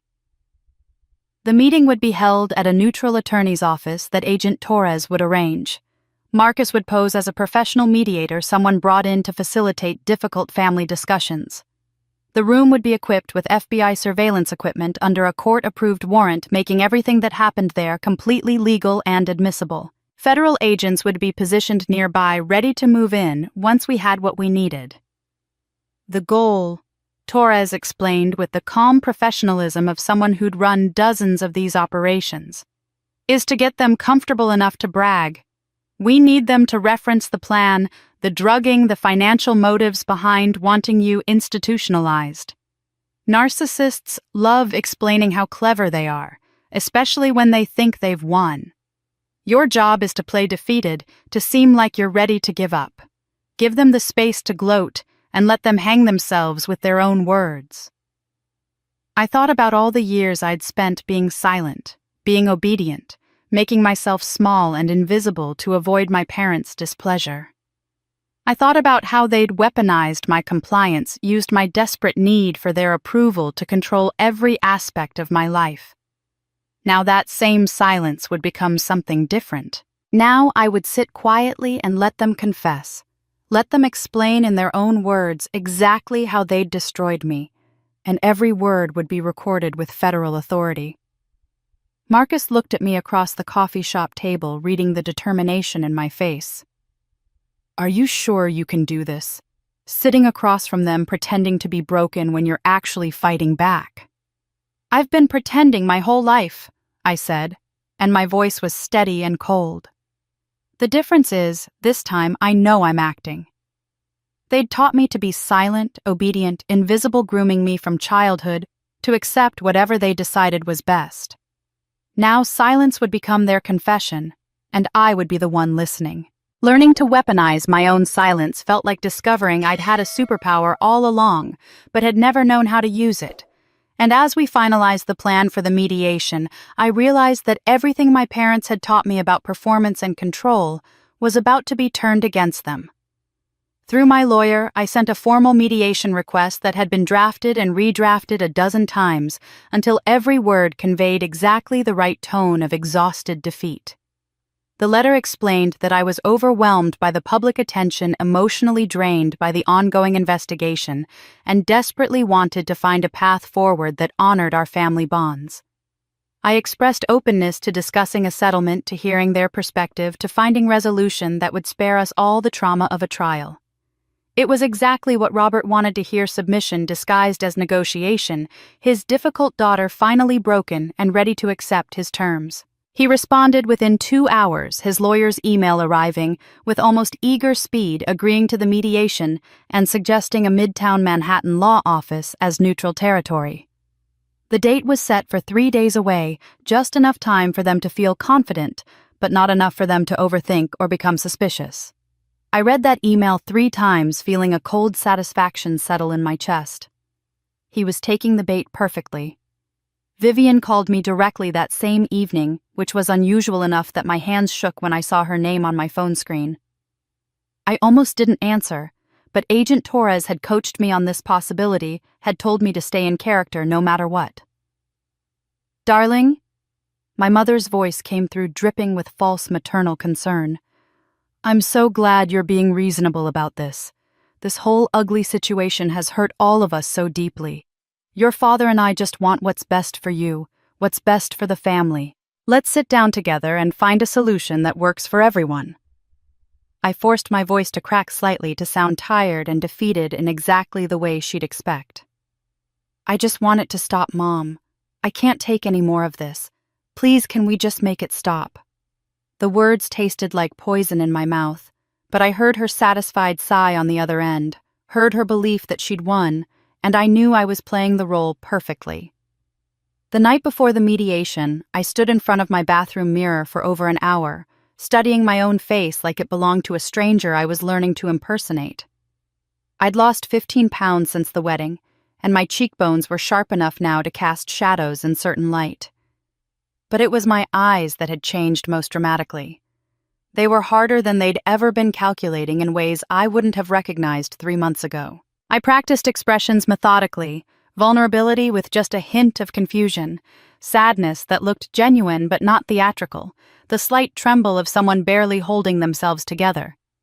I rehearsed breaking down in tears, letting my voice crack at precisely the right moments, and I was disturbed by how naturally it came to me after a lifetime of emotional performance. Marcus sat on my couch watching this preparation with something like awe mixed with concern. "You're really good at this," he observed quietly. "Almost too good. Are you sure you're okay?" "I've been performing my whole life for them," I replied, meeting his eyes in the mirror's reflection. Every dinner, every family event, every interaction was a performance where I played the role they assigned me. The difference is, this time I know I'm acting. This time I'm in control of the script.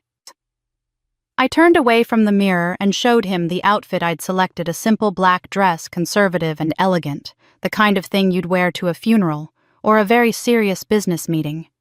Minimal jewelry, just small pearl earrings that had been my grandmother's. Hair pulled back in a neat bun that emphasized how gaunt my face had become. I needed to look defeated but still dignified, broken but not completely destroyed. The visual had to support the narrative I was selling.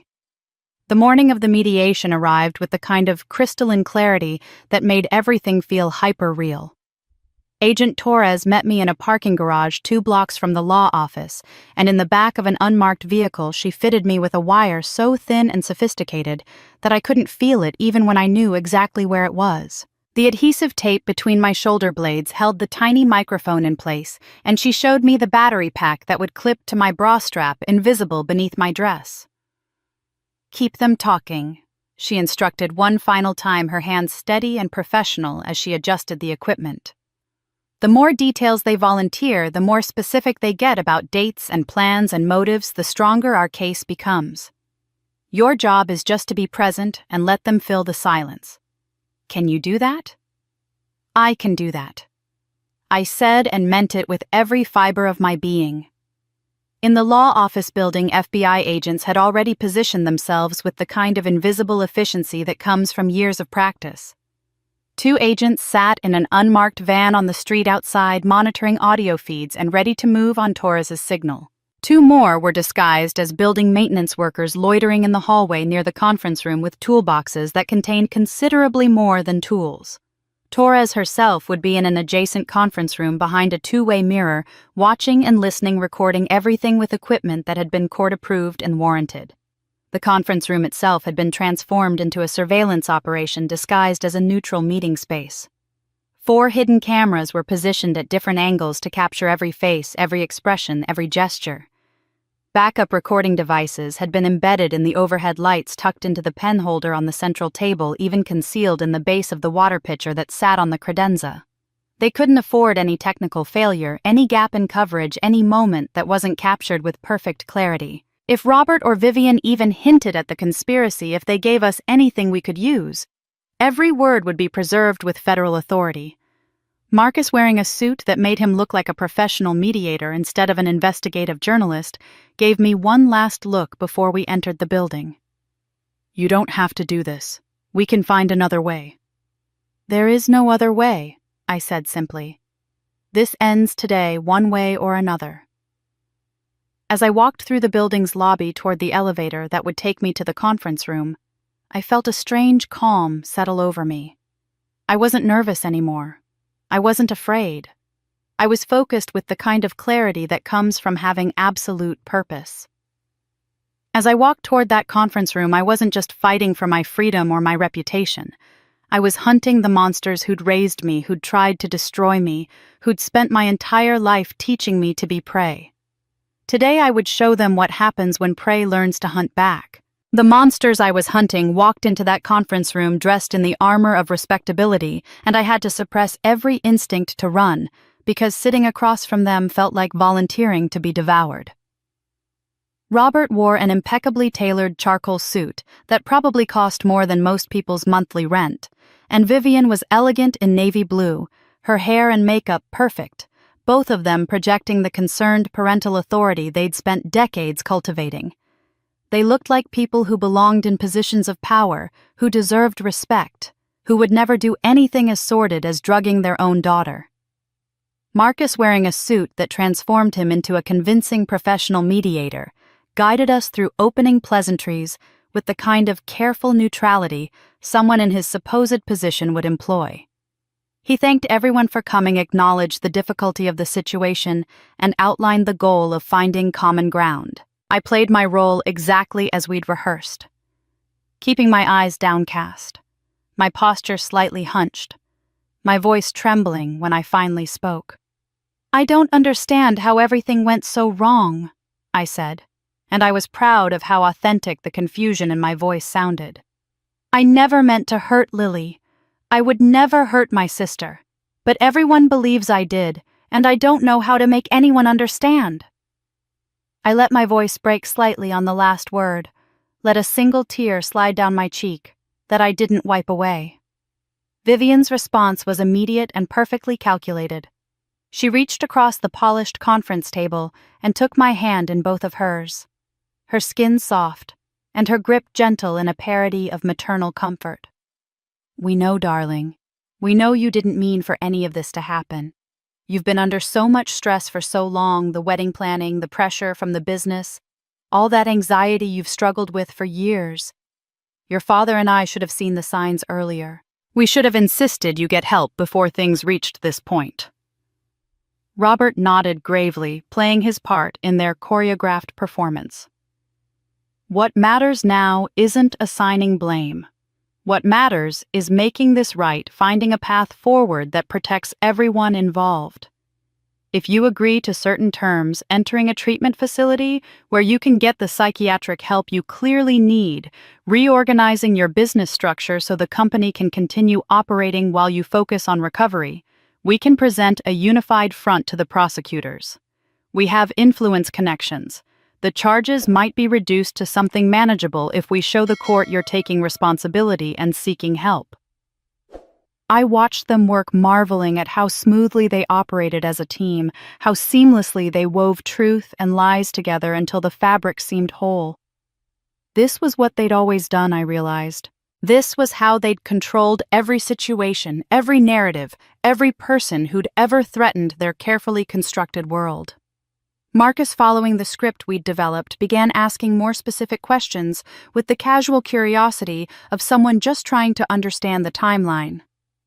"Mrs. Morgan, to help clarify the sequence of events, can you walk me through exactly what happened with the champagne that morning, just for my notes so we have a clear record?" Vivian settled back in her chair, comfortable now, confident she was in control. "Of course. It was just a normal mother-daughter moment before the ceremony. I brought Celeste a glass of champagne in the bridal suite for a private toast, a tradition in our family. We talked, we shared that moment together, and then she went down to the ceremony." Robert interrupted with the impatient tone of someone who thought we were wasting time on irrelevant details. "Look what happened. Celeste had a breakdown during the ceremony. Lily tried to help her and somehow ended up drinking something she shouldn't have. It was chaotic. The point now is damage control, not rehashing every detail." But Marcus pressed forward, his voice still neutral but his questions becoming more pointed. "I understand, Mr. Morgan, but there's been considerable speculation in the media about the substance found in Lily's bloodstream. The benzodiazepine, can you address that directly? It might help if we can explain the medical aspects clearly." Robert's eyes flashed with irritation, and I saw the exact moment his arrogance overrode his caution. That benzodiazepine was meant to calm wedding day nerves, nothing more. Unfortunately, the dosage was miscalculated. These things happen when you're trying to help someone who won't help themselves. My heart was pounding so hard I was certain they could hear it, but I kept my face neutral, kept playing the defeated daughter. Marcus leaned forward slightly, and I knew we were approaching the critical moment. "Who miscalculated the dosage, Mr. Morgan, for the record?" I watched Vivian's face and saw the exact instant she understood what was happening. Color drained from her cheeks, and her hand tightened on the table edge until her knuckles went white. She opened her mouth to stop Robert to salvage the situation, but he was already speaking, his tone defensive and dismissive. "My wife prepared it based on our research, but I approved the quantity. We're not medical professionals, obviously, but we thought a mild sedative would help Celeste get through the day without another panic attack, without embarrassing herself and the family in front of 200 guests. Obviously, someone mixing it with alcohol before the ceremony was a mistake we didn't anticipate." Marcus's voice was quiet but clear. "So you're confirming that you knowingly drugged your daughter without her knowledge or consent?" The silence that followed was absolute. I could hear my own breathing, could hear the faint hum of the building's ventilation system, could hear Robert's sharp intake of breath as he finally understood he'd been led into a trap. His lawyer instincts kicked in immediately, his face smoothing into professional neutrality, his voice becoming carefully measured. "I'm saying we tried to help our daughter using methods that in retrospect were poorly chosen. There was a tragic accident. We take responsibility for our role in that accident, but intent matters, and our intent was always to protect Celeste from herself." The conference room door opened before he could continue his backtracking, and Agent Torres stepped through with her badge displayed and 3 other federal agents behind her. Her voice was level and professional, carrying the weight of federal authority.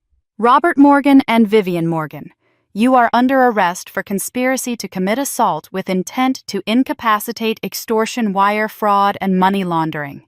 You have the right to remain silent. Anything you say can and will be used against you in a court of law. I watched my father's face as the agents moved to either side of him as handcuffs were produced, and his hands were pulled behind his back. For the first time in my entire life, I saw his power crumble. Not to a business rival, not to a market downturn, not to any of the forces he'd spent decades learning to control and manipulate. His power crumbled because of me. The daughter he'd never thought mattered, the one he'd tried to bury alive, the one who'd learned to hunt by being hunted. And for the first time in my life, I watched my father's power crumble not to a rival, but to the daughter he never thought mattered. Watching my father's power crumble should have felt triumphant, but instead, I felt oddly hollow, like I'd spent so much energy preparing for this moment that I'd forgotten to imagine what would come after it. Robert erupted with the kind of controlled fury I'd seen him direct at business rivals and incompetent employees. His voice tight with rage, even as the agents secured his hands behind his back. "You have no idea what you've done, Celeste. The legal fees alone will destroy you. Every connection you think you have in this city I built. Every door that's ever opened for you, I opened. You'll be finished before this is over." But his threats were empty now, just words without the power structure that had always made them real, and even he seemed to realize it as his voice trailed off. Vivian was silent beside him, staring down at her handcuffed wrists with an expression of absolute disbelief, as if she couldn't quite comprehend how the world had inverted so completely. This was the first real crack I'd ever seen in her perfect composure, the first moment where the mask slipped entirely, and I saw genuine shock underneath. She didn't look at me, didn't speak, just stood there frozen, as if her entire understanding of reality had short-circuited. As the agents led them toward the hallway, I followed at a distance, watching this surreal procession of my parents being escorted like common criminals through a law office where they'd probably conducted business dozens of times before. Other FBI agents were waiting in the corridor, and I realized this had been coordinated down to the minute, every movement planned and executed with precision. I stood there watching my parents, the twin pillars of my childhood nightmares, the architects of my destruction, reduced to people being read their Miranda rights in voices that were professional and utterly indifferent to their status or wealth or connections. Robert turned his head just before they reached the elevator, and his eyes found mine across the crowded hallway. "You'll regret this," he said, and even now, even handcuffed and arrested, he tried to make it sound like a promise he could keep. "Family is everything, Celeste. You've destroyed the only thing that mattered." Something inside me that had been coiled tight for 35 years finally released, and I heard my own voice quiet, but carrying clearly in the sudden silence. "You were never family.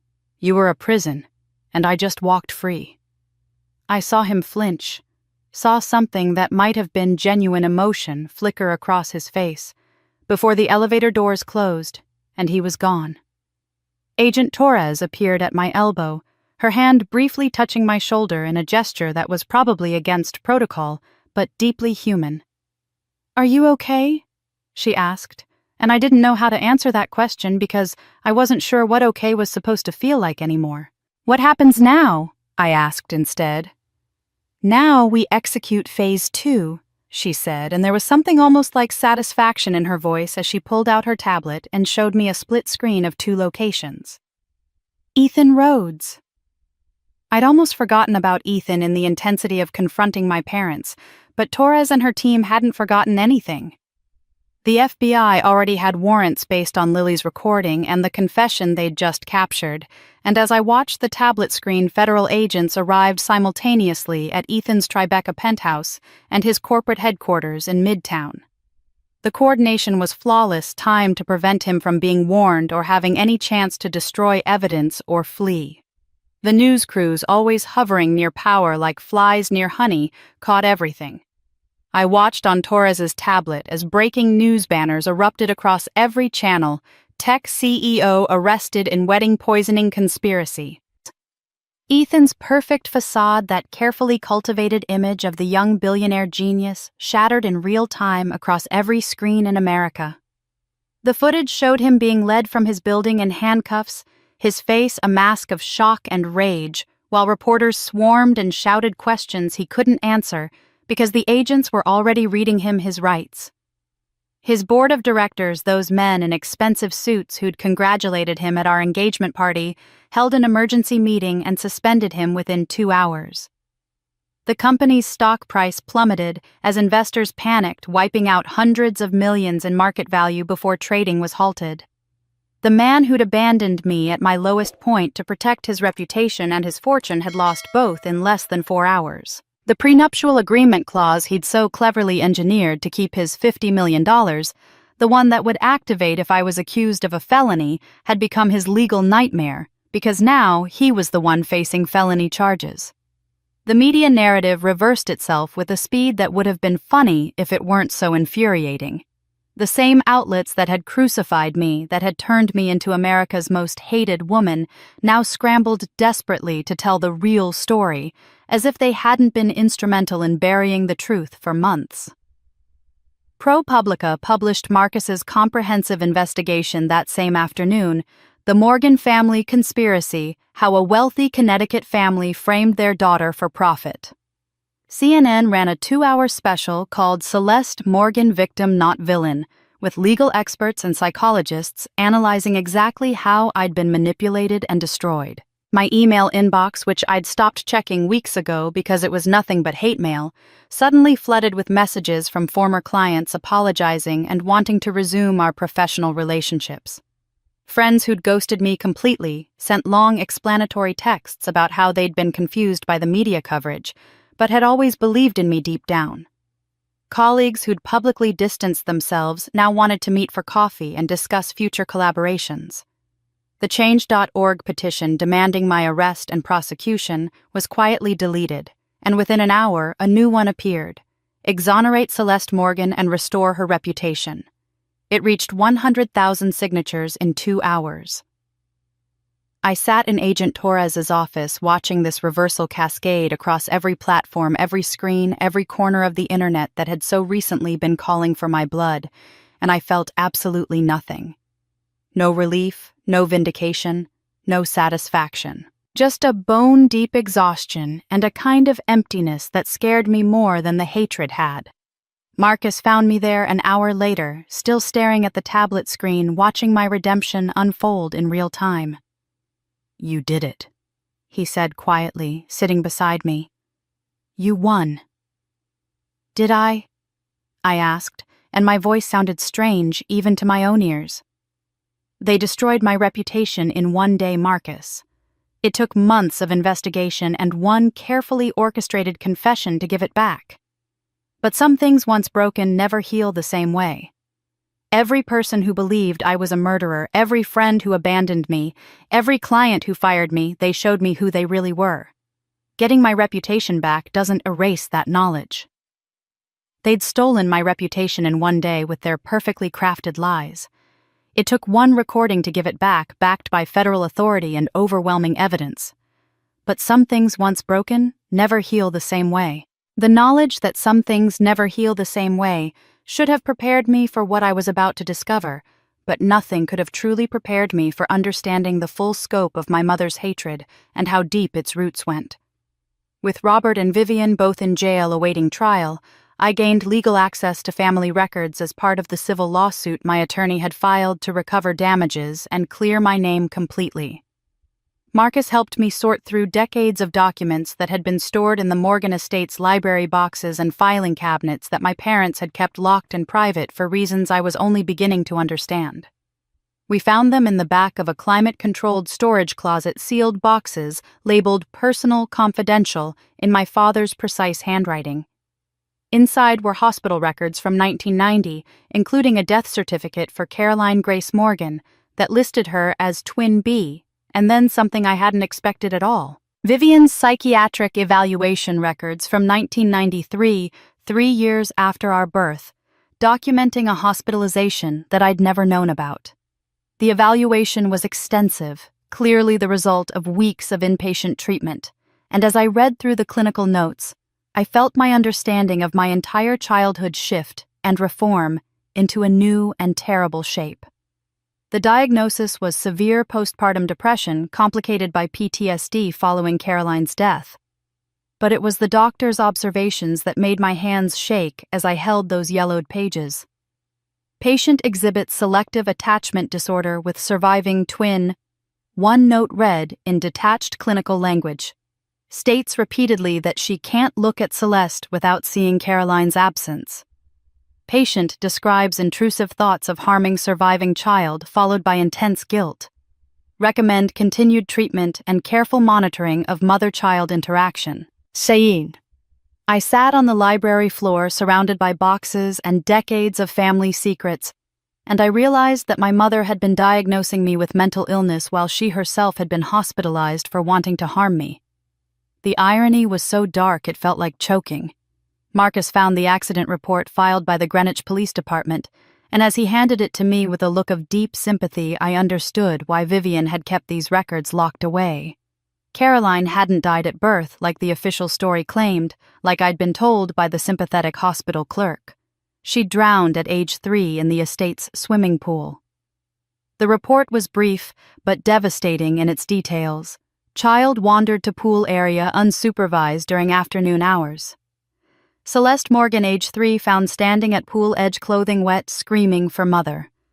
Child could not explain coherently what had occurred. Mother Vivian Morgan arrived on scene, pulled deceased child from water, attempted resuscitation unsuccessfully. The investigating officer had added notes that were more personal than professional. Mother appears to blame surviving twin, made several statements suggesting older child pushed younger into water. However, no evidence supports this theory. 3-year-old witness testimony, unreliable. Father Robert Morgan extremely controlling of interview process, pressuring for immediate accidental death ruling. Recommended follow-up investigation denied by family attorney. My childhood memory fragments suddenly assembled themselves into a coherent picture that I wished I could unsee. The empty space in photographs wasn't imaginary.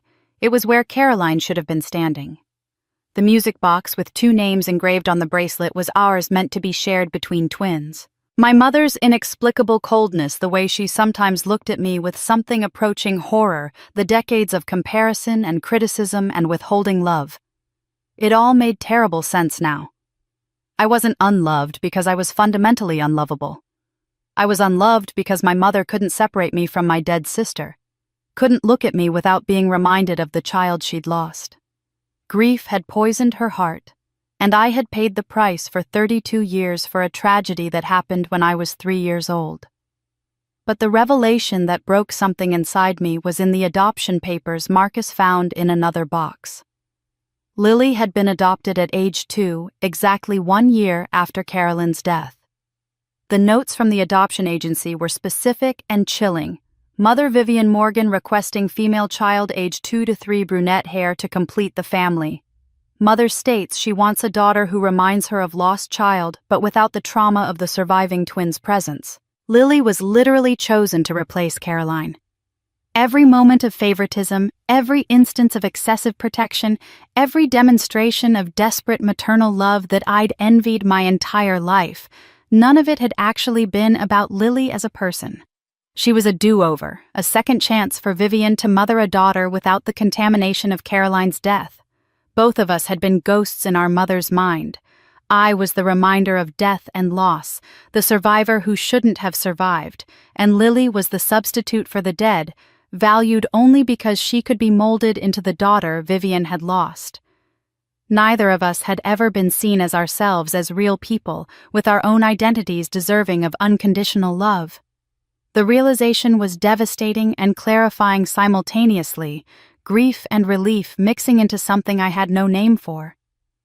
I wasn't their daughter, I was their walking, breathing reminder of the child they couldn't save. And Lily wasn't their princess, she was their desperate attempt to resurrect the dead. Understanding that both Lily and I had been ghosts in our mother's damaged mind should have made me angrier.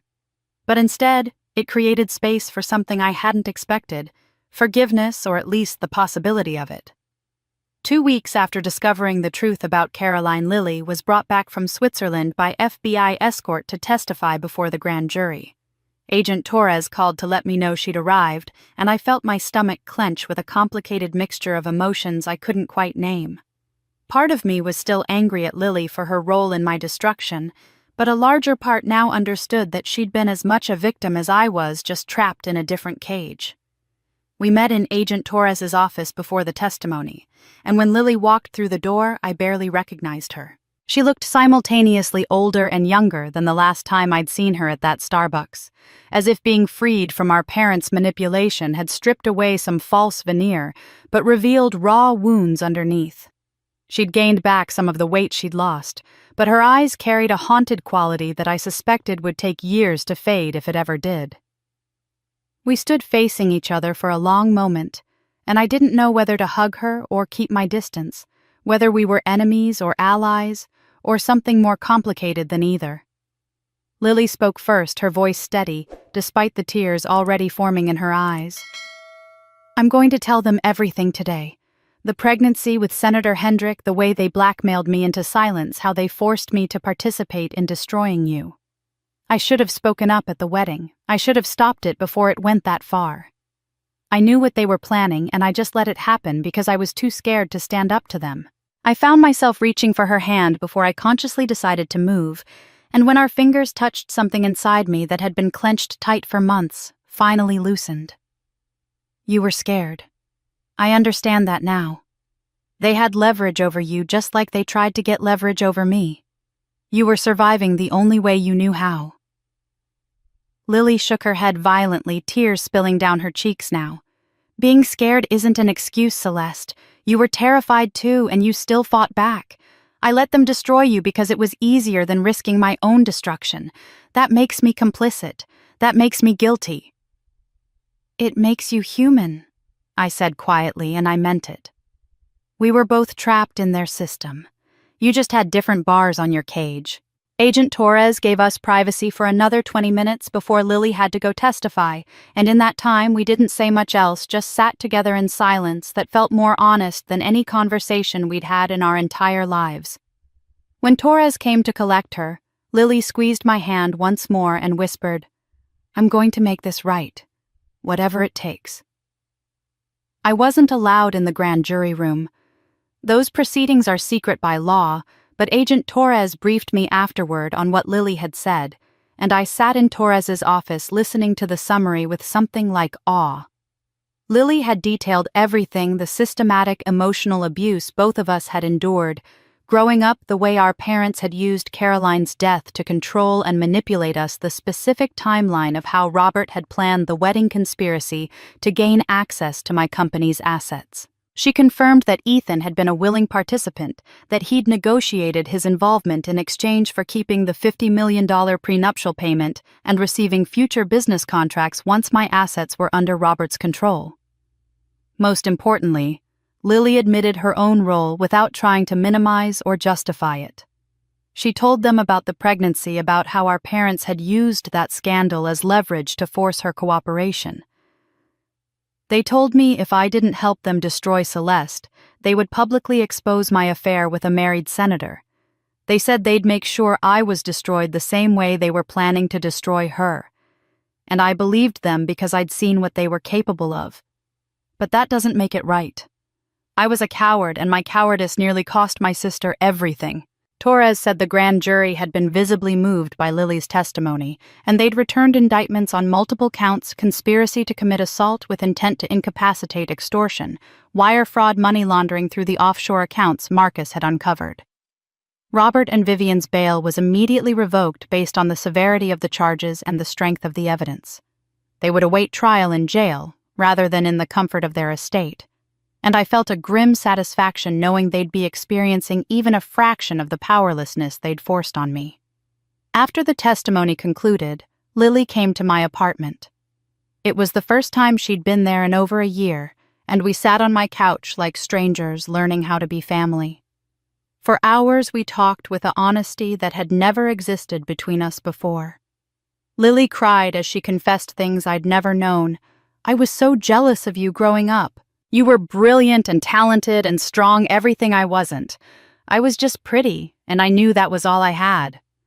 And then when I found out about Caroline, when I realized Mom only loved me because I reminded her of a dead child, I understood that I wasn't even real to her. I was just a replacement. Neither of us was ever actually seen. My anger at her, which had burned so hot for so long, softened into something more like shared grief. We were both victims of the same toxic system, just assigned different roles in our parents' psychological drama. I'd been cast as the scapegoat, the one who carried all the family's dysfunction and shame. Lily had been cast as the golden child, the one who had to be perfect to make up for Caroline's loss. Neither role had left room for us to be actual people with our own identities and desires. "We can't erase what happened," I said finally, as the afternoon light faded into evening. "We can't undo the damage they did to both of us. But we can choose what happens next. We can choose to be different than they were." Lily nodded, wiping her eyes with the back of her hand. "We're free now. They can't control us anymore. But I don't even know what that means. What do we do with freedom?" I didn't have an answer to that question, not yet. Freedom after a lifetime of control feels less like liberation and more like standing in an empty field with no landmarks to guide you. But as we sat there together, two sisters who'd been pitted against each other for 3 decades, finally choosing to be on the same side, I felt something I hadn't felt since before the wedding hope. For the first time in our lives, we weren't the daughters they'd created to fulfill their needs and carry their trauma. We were sisters, choosing each other. Choosing each other was easier said than done after a lifetime of being weaponized against one another, but Lily and I were committed to trying, and that commitment carried us through the months of trial preparation and into the courtroom where our parents would finally face public judgment. The trial became a media sensation in ways that made my previous infamy look like a footnote, with reporters camping outside the federal courthouse and legal analysts dissecting every moment of testimony on cable news. The federal prosecutor, a sharp woman named Catherine Way, who'd built her career on white-collar crime cases, presented evidence so overwhelming that even I, who'd lived through it all, found myself stunned by the scope of my parents' conspiracy. Lily's recording was ruled admissible not for the assault charges directly, but as evidence of the broader conspiracy to commit fraud and extortion, which gave the prosecution the foundation they needed. The FBI surveillance video from the mediation showed Robert and Vivian confessing in their own words, their voices clear and their intent unmistakable. Financial records that Marcus had helped uncover proved Robert's motive beyond any doubt. His company was drowning in debt, and my $50 million firm was the only asset liquid enough to save him. Expert witnesses testified about benzodiazepine, explaining in clinical detail how the dosage my mother had used was calculated specifically to cause behavioral symptoms that would mimic a psychiatric breakdown without causing death. The intent wasn't murder, they confirmed, but incapacitation for the purpose of involuntary commitment and seizure of assets. I testified for 3 hours on the 4th day of trial, and I'd never felt more exposed in my entire life. Catherine Way walked me through my childhood with careful, precise questions that built a picture of systematic emotional abuse and manipulation. I recounted the comparisons, the withholding of affection, the way every achievement was dismissed while Lily's smallest accomplishments were celebrated. I described the wedding day in excruciating detail, seeing my mother drop something into the champagne, switching the glasses with Lily watching my sister collapse, while my mother immediately accused me. I kept my voice steady and factual, refusing to let emotion overwhelm the testimony, and I saw several jurors wiping their eyes as I spoke. The defense attorney, an expensive lawyer from Manhattan who specialized in defending wealthy criminals, tried to paint me as a vengeful daughter fabricating elaborate conspiracies because I couldn't accept my own mental illness. But Marcus's investigation had provided too much corroboration, too many witnesses, too much documentary evidence for that narrative to gain any traction. Former employees of my father's company testified about fraudulent property valuations and bribed officials. Medical experts confirmed that my mother, as a former attorney with extensive research capabilities, would have understood exactly what effects the drug would cause. The defense's case crumbled under the weight of facts. Ethan had been tried separately and had taken a plea deal agreeing to testify against my parents in exchange for reduced charges. Watching him on the witness stand was surreal. This man who'd promised to love me forever, who'd abandoned me the moment things became difficult now, explaining in careful legal language how he'd negotiated his participation in the conspiracy. Under cross-examination, his betrayal of me was laid completely bare. He admitted he'd never loved me, that the engagement had been a business arrangement from the start, that my parents had offered him lucrative contracts and the $50 million from the prenuptial agreement if he helped them gain control of my company. His voice never wavered, never showed remorse, and I realized I'd never actually known him at all. On the 8th day of trial, Vivian took the stand against her lawyer's advice, and I watched my mother unravel in real time. Her hair, usually perfectly styled, was coming loose from its pins. Her makeup was smudged, applied with a shaking hand that morning. She gripped the witness box railing so hard her knuckles were white, and her hands trembled visibly as Catherine Way began questioning her. Under prosecution questioning, my mother admitted drugging the champagne but tried desperately to reframe it as maternal concern. "I was trying to help her," she said, her voice rising with defensive panic. "Celeste has always been so difficult, so unstable. I thought if she appeared impaired during the wedding, we could finally get her into a facility where she'd receive proper psychiatric treatment. Everything I did was for her own good." Catherine Way presented evidence with devastating precision receipts for the drugs purchased under a false name, the forged medical records that had taken 18 months to construct proof that Vivian had tipped off specific reporters to be at the wedding to capture my supposed breakdown. She showed emails between Vivian and Robert discussing exactly how they'd institutionalize me and seize my assets. Confronted with contradiction after contradiction with evidence that showed calculation rather than concern, my mother finally snapped. "You don't understand," she screamed. Her composure completely shattered, now tears streaming down her face. "She should have been grateful. After Caroline died, after I lost my real daughter, I still gave Celeste a home. A name, everything. She should have appreciated what I sacrificed to keep her. But she was always there, always reminding me of what I'd lost, and she wouldn't even let me have her company when we needed it. She was selfish and ungrateful, and she deserved what happened." The courtroom went absolutely silent. Even the stenographer stopped typing for a moment, everyone frozen in shock at what they'd just heard. My mother seemed to realize what she'd said, her hand flying to her mouth, but it was too late.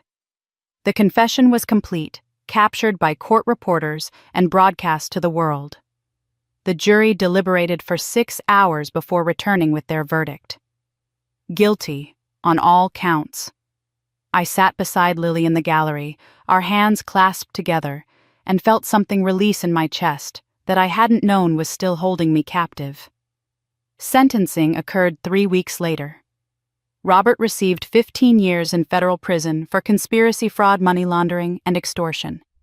Vivian received 8 years for conspiracy assault with intent to incapacitate and witness tampering. Both were ordered to pay $50 million in restitution to me for damages and to forfeit all jointly held assets to cover their legal debts to defrauded investors. Ethan, with his plea deal, received 3 years plus 5 years of probation. His company's board had already forced him to resign and sell his shares at a devastating loss. The Morgan empire that had taken 3 generations to build collapsed in 8 months. I attended the sentencing and watched the judge pronounce their fates, and I felt no triumph, no vindication, no satisfaction. Just a quiet, sad closure, like watching the final chapter of a tragedy that never should have been written. Justice was supposed to feel like victory. Instead, it felt like watching a building burn, satisfying and tragic all at once. The tragedy of watching justice unfold was supposed to bring closure, but instead it left me with questions I wasn't sure I wanted answered, which is why when the letter arrived 6 months after sentencing, my first instinct was to burn it without reading. I'd moved to a new apartment in Brooklyn, unable to continue living in the space where I'd been hunted and isolated, where every corner held memories of my lowest moments. The new place was smaller, simpler, with large windows that let in actual sunlight, and I was slowly learning what it felt like to exist without constantly looking over my shoulder. The envelope arrived on a Tuesday afternoon, and I recognized my mother's handwriting immediately, despite the cheap prison stationery. Federal Correctional Institution, Danbury, Connecticut. My hands shook as I held it, and I stood in my kitchen for a long time just staring at those elegant loops and curves that had signed report cards and birthday cards and legal documents throughout my entire life. Part of me wanted to tear it up without reading it to deny her even this final attempt at communication. Part of me was desperately, pathetically curious about what she could possibly have to say now that everything was over. Marcus was visiting for dinner that evening. We'd fallen into a comfortable friendship over the months built on shared trauma and the strange intimacy of having fought a war together. When he arrived and saw me still standing in the kitchen holding the unopened letter, he didn't ask questions, just put down the groceries he'd brought and stood beside me in quiet solidarity. "You don't have to read it," he said after a long silence. "You don't owe her anything, including your attention. But you might regret not knowing what it says. That's the kind of thing that haunts you later." I opened it with Marcus sitting across from me at my kitchen table, moral support in human form. The letter was 12 pages handwritten on lined paper, my mother's elegant script filling every line with barely any margins. It began, "Dear Celeste, I don't expect forgiveness, and I don't deserve understanding. But I need you to know the truth, not the legal truth that was presented in court, but the real truth that I've carried for 32 years. What followed was the most honest communication my mother had ever given me, and it was devastating in its raw confession. She wrote about Caroline's death with a detail that made me feel like I was there, like I was reliving that afternoon through her eyes. She and Robert had been arguing on the phone about one of his affairs. There had been many over the years, she noted with bitter resignation, and she'd been so focused on the fight that she hadn't been watching us play by the pool. She heard my screaming and ran outside to find Caroline floating face down in the water and me in the pool trying desperately to pull my sister out. My 3-year-old arms not strong enough to lift her, my voice hoarse from screaming for help. "You were trying to save her," my mother wrote, and I could see the tear stains on the paper where her pen had smudged. "You jumped in when she fell, you tried to pull her out, you screamed for me. But when I got there and saw Caroline dead and you alive, something broke in my mind. I screamed at you. What did you do? I accused you in that moment, and even though the investigation proved it was my negligence, even though everyone told me you'd tried to help, I couldn't let go of that first instinct to blame you. It was easier than accepting that I'd killed my own daughter by not watching her, by being more focused on your father's betrayal than on my children's safety." She described how that accusation, that moment of transferred guilt, had poisoned every interaction between us from that day forward. "I convinced myself you were somehow responsible," she wrote. "I created a narrative in my mind where you were the difficult child, the one who caused problems, because if you were bad, then maybe Caroline's death made sense as some kind of cosmic justice. I know how insane that sounds. I know how cruel it was. But grief doesn't follow logic. Celeste and I let my grief turn into something toxic that I fed you like poison for 32 years. The letter continued, and my mother's handwriting became shakier, less controlled, as if the act of writing this confession was physically painful. "I did love you once when you were first born. You were my strong one, my fighter, the baby who came out screaming and determined. But after Caroline died, that strength became a reminder that you survived, and she didn't. I resented you for breathing, for growing, for being alive when my perfect angel was dead. When we adopted Lily, I saw it as a chance to start over, to have a daughter who wasn't complicated by grief and guilt and blame. I could love her easily because she didn't carry Caroline's death in her eyes. She was innocent of everything, and you, through no fault of your own, represented my greatest failure." My mother wrote about the conspiracy with the kind of clinical detachment that suggested she'd spent months in therapy trying to understand her own actions. "I'm not telling you this to excuse what I did. There is no excuse. I'm telling you so you understand that you weren't unlovable. You were never the problem. I was broken, and I broke you in the process, and I will carry that guilt for whatever remains of my life. You deserved a mother who could separate her own trauma from your existence. You deserved unconditional love. I'm sorry I wasn't capable of being better." The final pages included photocopies of documents, additional medical records that further proved the conspiracy, financial records showing Robert's debts, and a notarized statement my mother had written taking full responsibility for everything and explicitly stating that I'd been innocent of all charges. She was giving me ammunition, I realized, in case I needed it for future legal proceedings, or simply for my own peace of mind. The letter ended simply, "I can't say I love you, because I don't know if I ever learned how to love properly. But I can say you deserved better. You deserved a real mother. I hope someday you find peace. Vivian." I sat at my kitchen table with tears streaming down my face, and Marcus didn't try to comfort me or tell me everything would be okay. He just sat there present and steady while I processed this final communication from the woman who'd given birth to me and then spent 3 decades punishing me for surviving. She couldn't say she loved me, and maybe she never had. But in her broken, twisted way, she'd finally told me I was never the problem. Sometimes that's the closest to love a damaged person can give.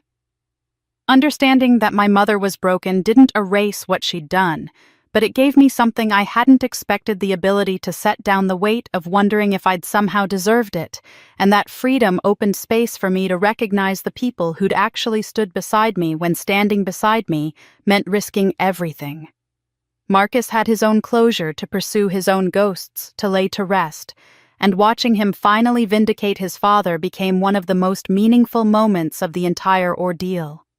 Using evidence we'd uncovered during the Morgan investigation, documents that showed my father's pattern of intellectual property theft going back decades, Marcus was finally able to prove what had happened to his father's sustainable housing project. He found the original architectural plans in a storage unit David Chen had rented before his death, every page timestamped and notarized, predating my father's supposedly original project by 8 months.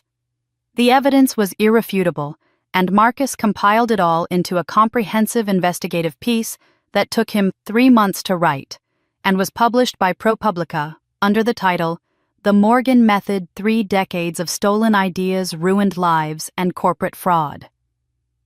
The article was devastating in its thoroughness, documenting not just what had been done to David Chen, but to at least a dozen other architects, designers, and small business owners whose ideas my father had systematically stolen over 30 years. Marcus traced the pattern with the precision of someone who'd spent half his life preparing for this moment, and the journalism community recognized the work for what it was: a masterpiece of investigative reporting. The article won the Pulitzer Prize for Investigative Journalism, and I was there in the audience when Marcus accepted the award, watching this man who'd channeled 15 years of grief into pursuit of truth finally receive recognition for what he'd accomplished. But the award wasn't what mattered most to Marcus. What mattered was when the architectural community formally recognized David Chen's revolutionary sustainable housing design, acknowledging that the innovations my father had claimed as his own had actually been created by a brilliant architect who'd been destroyed for threatening the wrong powerful man. MIT established a scholarship in David Chen's name for students pursuing sustainable design, and Marcus told me with tears in his eyes that this was what his father had always wanted: not wealth or fame, but for his ideas to help create a better world. I went with Marcus when he visited his father's grave in a quiet cemetery in Queens. It was a clear autumn day, the kind where the light hits everything at an angle that makes the world look both beautiful and melancholy. Marcus placed the Pulitzer certificate against the headstone, and I heard him whisper, "I kept my promise, Dad. The world knows the truth now. Your name means something again." Over the 18 months of investigation, trial, and aftermath, Marcus and I had become inseparable in ways that defied easy categorization. We weren't lovers. We'd never crossed that line, never even discussed it directly. We were something else. Something deeper and more complicated. We were trauma-bonded war buddies who'd fought the same enemy and survived together. We were partners who understood each other's damage without needing constant explanation. He'd seen me at my absolute lowest and hadn't flinched. I'd witnessed his decades-long quest for justice and understood the weight he'd carried. When I decided to restart my design firm, I asked Marcus if he wanted to build something together. The old firm was too tainted, too connected to everything that had happened, but we could create something new that honored both our fathers' legacies. We called it Chen Morgan Design Collaborative, combining our names in a way that felt like reclaiming power from the people who'd tried to destroy us. Marcus brought his methodical research approach, his investigative skills, his ability to see patterns and connections that others missed. I brought my creative vision, my understanding of space and design, my eye for what made environments feel both beautiful and functional. Together, we were building something neither of us could have built alone. We worked side by side in a small office in Brooklyn, and sometimes I'd catch him looking at me with an expression I couldn't quite read. It was softer than friendship, more tentative than desire, something like wondering. And sometimes I'd find myself looking at him the same way, studying the line of his jaw when he was focused on spreadsheets, noticing how his eyes crinkled when he laughed, feeling a flutter in my chest that I wasn't quite ready to name. We both knew something was there, hovering in the space between us, but we'd both been burned by rushing into things, by confusing intensity with intimacy. One evening, as we were closing up the office reviewing designs for a new sustainable housing project we'd been commissioned to develop, Marcus paused and said quietly, "Maybe someday, when we're both whole again, when we've had time to heal properly and figure out who we are outside of survival mode." I understood exactly what he meant, and I felt grateful that he was brave enough to name what we were both thinking. "When we're whole," I agreed. "Not before. We've both learned what happens when you build a relationship on trauma instead of truth." The story could have ended with us falling into each other's arms with romantic love presented as the ultimate healing force that fixed everything broken. But that would have been a lie, and we'd both spent too long living with lies to accept them anymore. Marcus was my friend, my business partner, my ally in ways that mattered more than romance. He was someone who saw my full humanity when everyone else saw only scandal and shame. Whether we eventually became something more wasn't the point. The point was that I'd found an equal someone who fought beside me rather than for me, someone who understood that I didn't need rescuing but partnership. On the anniversary of the trial's end, we met at my apartment for dinner, and I realized I could finally drink champagne again without my hands shaking, without seeing my mother's face as she dropped poison into a glass. Marcus poured 2 glasses, and as we raised them, he said, "To surviving everything they tried to do to us." I clinked my glass against his and smiled. To surviving, yes, but more importantly, to winning. We drank, and the champagne tasted like celebration instead of betrayal, like possibility instead of poison. We were free in ways that went deeper than just legal vindication. We were free to choose who we wanted to be, who we wanted to trust, how we wanted to build our futures. Maybe someday that future would include romance. Maybe it wouldn't. Either way, we'd built something that mattered. I didn't need someone to save me. I needed someone to fight beside me, someone who saw me as an equal worth fighting for. Everything else could wait for a day when my heart remembered how to trust. Learning to trust again would take time. I wasn't ready to rush, but learning to close doors that should have been closed decades ago, that was something I could do now, and I started with the hardest door of all. 9 months into his sentence, I visited my father in prison. It was a decision I made carefully, discussing it with my therapist for weeks before finally deciding I needed to see him one last time, not for him, but for myself, to prove I could stand in his presence without crumbling. The visiting room was nothing like the elegant spaces where we'd always interacted before.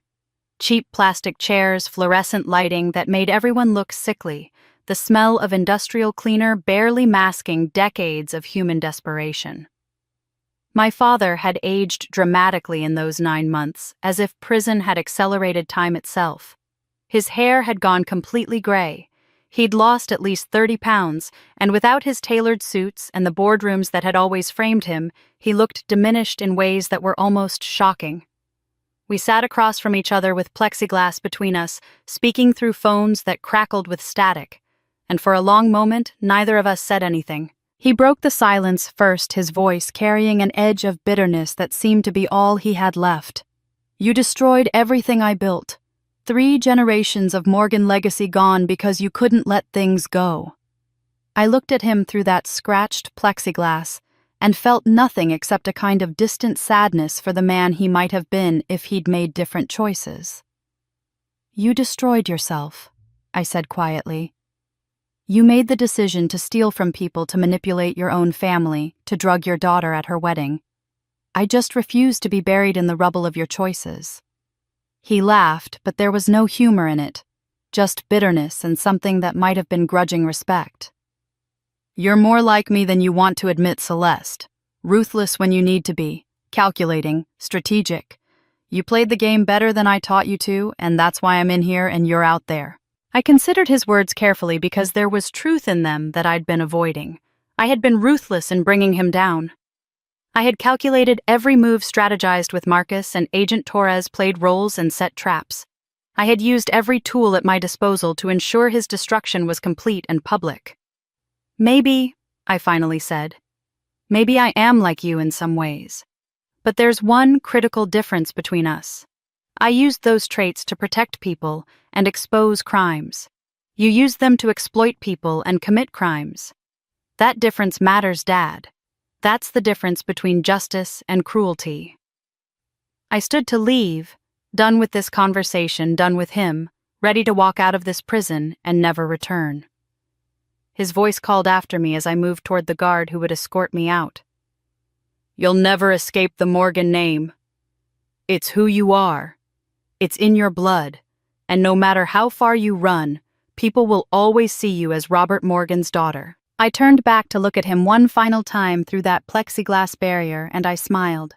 It was the first genuine smile I'd ever given him because for the first time in my life, his threats couldn't touch me. "Watch me," I said simply. And then I walked away and didn't look back. The relationship I chose to rebuild was with Lily, though that process was slower and more complicated than either of us had anticipated. She'd moved to Portland and was working as an art therapist specializing in foster children, channeling her own childhood trauma into something that helped others heal. We video chatted weekly, these awkward but honest conversations, where we were both learning who the other person actually was beneath the roles our parents had assigned us. Lily had cut all contact with both Robert and Vivian, refusing to visit them or accept their phone calls, and I understood that she needed complete separation to find herself. During one of our calls about a year after the trial ended, Lily asked the question I'd been waiting for. "Do you hate me?" Her voice was small and frightened, and I could see the way she was bracing herself for my answer. I thought about it honestly before responding, because Lily deserved honesty more than she deserved false comfort. "I hated what you did. I hated that you participated in destroying me even though you were being blackmailed. But I understand why you did it now. We were both trapped in their system, both victims of their manipulation. You did what you thought you had to do to survive, and I can't hate you for being human and scared." She cried, relief visible even through the pixelated video connection. "I'm in therapy 3 times a week," she said through her tears. "I'm learning how to be a real person instead of just someone's replacement, someone's tool. It's harder than I thought it would be. I don't even know what I like or want sometimes because I spent so long just performing whatever role they needed." "I know," I said, and I meant it. "I'm in therapy too. We're both learning how to exist outside their narratives."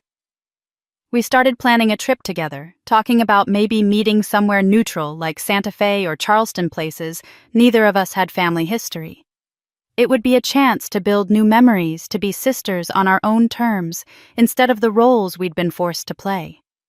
It wouldn't be perfect. We were both too damaged for perfect, too aware of how we'd hurt each other. But it would be real, and real was worth more than perfect had ever been. The person I didn't visit was Vivian. Her letter had been enough, giving me all the closure I needed or could expect from her. I understood the psychology now, the grief-driven cruelty, the way trauma gets passed down through generations like an inheritance of pain. Understanding didn't mean I had to reconcile with her. Some wounds heal better without being reopened, and seeing her again would have served no purpose except to give her access to me she no longer deserved. I wrote one letter back sitting at my kitchen table late one night when I couldn't sleep. "I forgive you for being broken," I wrote. "I don't forgive you for breaking me. The difference matters. I hope you find peace in whatever time you have left. I've found mine." I sealed it in an envelope, addressed it to the prison, and then I sat looking at it for a long time. Finally, I stood up, walked to my fireplace, and burned it. I watched the paper curl and blacken, watched my mother's name turn to ash, and felt something release in my chest that had been holding on too tight for too long. Forgiveness doesn't require the forgiven person's participation. It's not a gift you give to the person who hurt you. It's a gift you give yourself permission to stop carrying their weight. I gave myself that gift and let the ashes scatter. They'd spent my whole life teaching me I was incomplete without their approval, broken, without their validation, worthless, without their conditional love.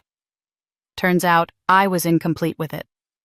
Freedom meant walking away from the need to be seen by people who'd always chosen blindness.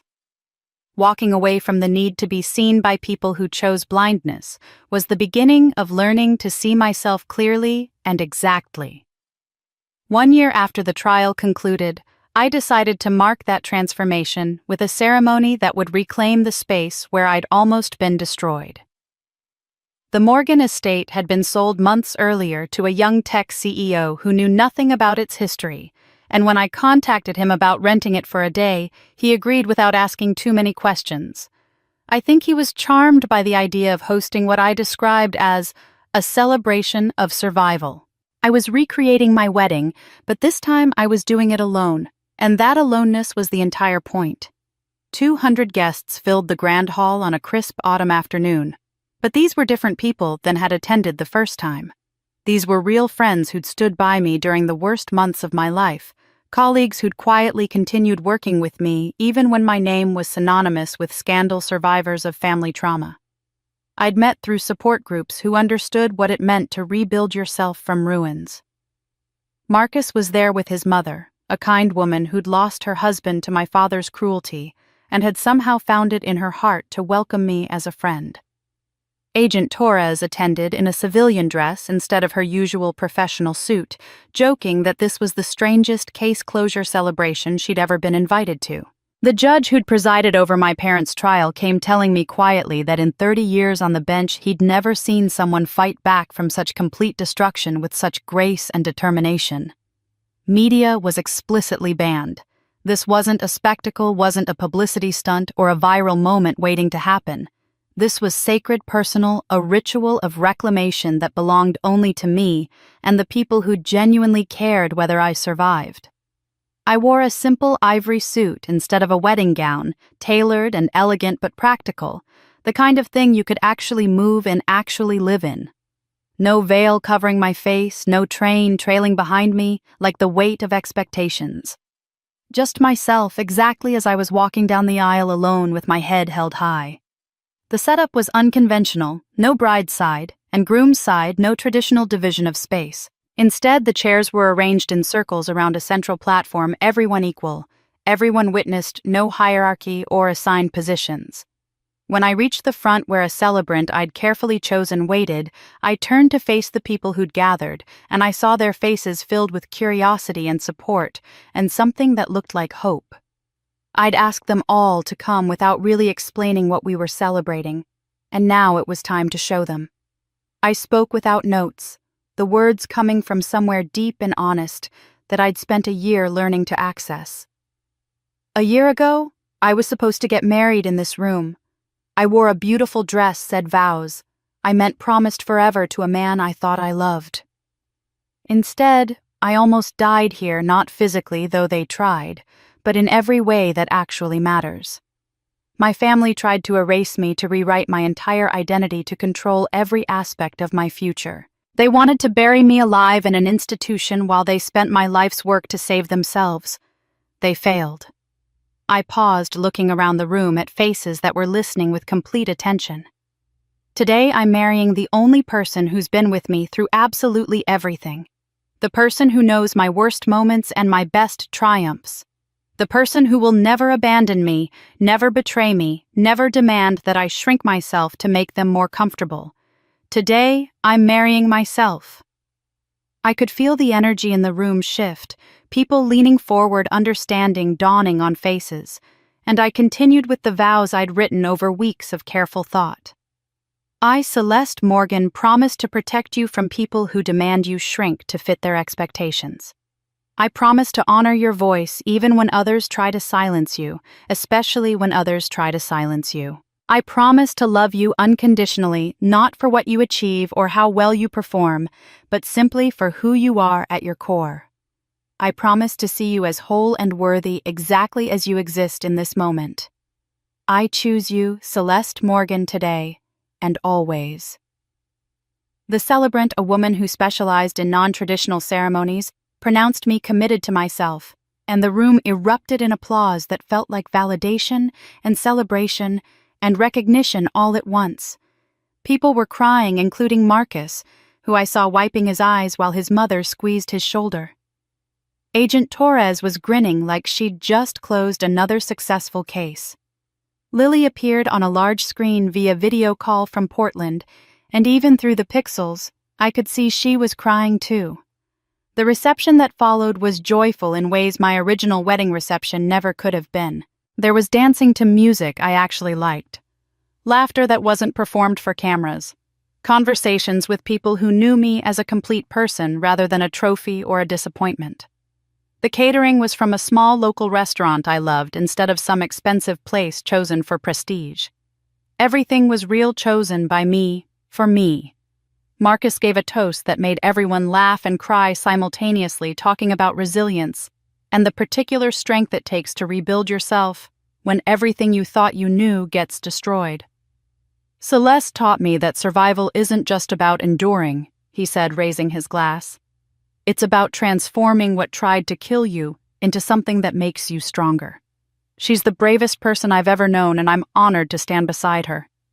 Lily's video toast from Portland talked about sisterhood redefined, about learning that family is something you choose rather than something you're trapped in. My sister taught me that you can love someone and still need distance from them while you heal, she said, her voice thick with emotion.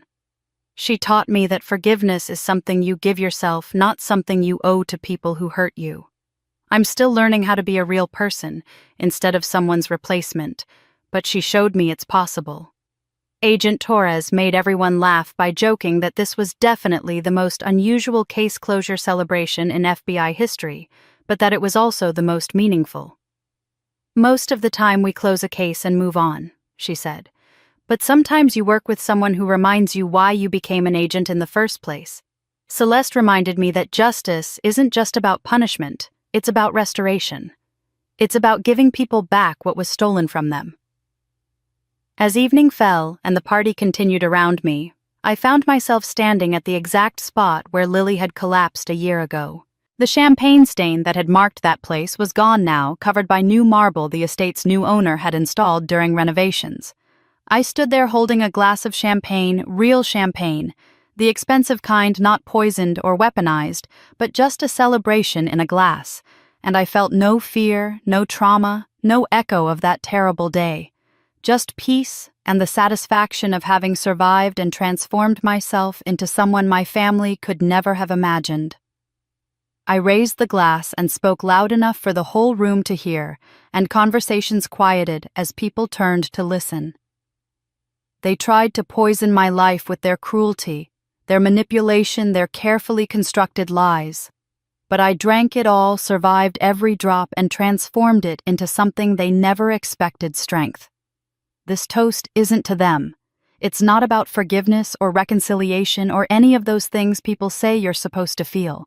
This toast is to every person in this room who refused to let the poison win. To everyone who stood by me, who believed me, who helped me fight back. to survival, to truth, to the courage it takes to keep existing when people want you erased. People raised their glasses, voices joining mine in a chorus of affirmation, and I felt surrounded by genuine love for the first time in my life. They wanted to destroy me, I said, speaking the final words that needed to be spoken, the ones I'd been building toward all night. Instead, they created someone who knows her own worth, someone who understands that she doesn't need anyone's approval to exist fully and completely. That was their biggest mistake, teaching me that I could survive without them, that I could thrive without them, that I was always enough all by myself. I drank the champagne tasting celebration instead of betrayal tasting freedom, instead of control tasting the future I'd chosen, rather than the one they'd tried to force on me. The room was full of people who saw me, truly saw me, and I finally understood what it meant to be witnessed rather than just observed. This time I raised the glass not to them, but to the woman they could never poison, control, or define. I raised it to myself. And that's how Celeste Morgan's story ends, not with a fairy tale rescue or a perfect happy ending, but with something far more powerful, a woman who rescued herself. She stood in the room where she was supposed to die, surrounded by people who chose to love her, and she married the one person who would never betray her, herself. This story isn't just about one woman's fight against a toxic family. It's about something all of us face at some point in our lives, the moment when we have to decide whether to keep seeking approval from people who will never give it, or to finally give that approval to ourselves. Celeste spent 35 years trying to earn love that was never going to be freely given. She achieved everything, built an empire, became successful beyond measure, and it was never enough for her parents, because the problem was never her. The problem was them. How many of us are still fighting that same battle? How many of us are still trying to prove ourselves to people who decided long ago that we weren't worth their unconditional love? Celeste's parents tried to bury her alive. Literally, tried to have her institutionalized and steal everything she'd built. And even that wasn't enough to break her. She found allies, she gathered evidence, she fought back with intelligence and strategy, and she won. Not because she was perfect, but because she refused to accept their narrative about who she was. The most radical thing Celeste did wasn't exposing her parents or winning in court. It was choosing herself. It was standing up in front of 200 people and saying, "I am enough exactly as I am." That's the real victory. That's the ending that matters. So here's my question for you. What would it look like if you married yourself?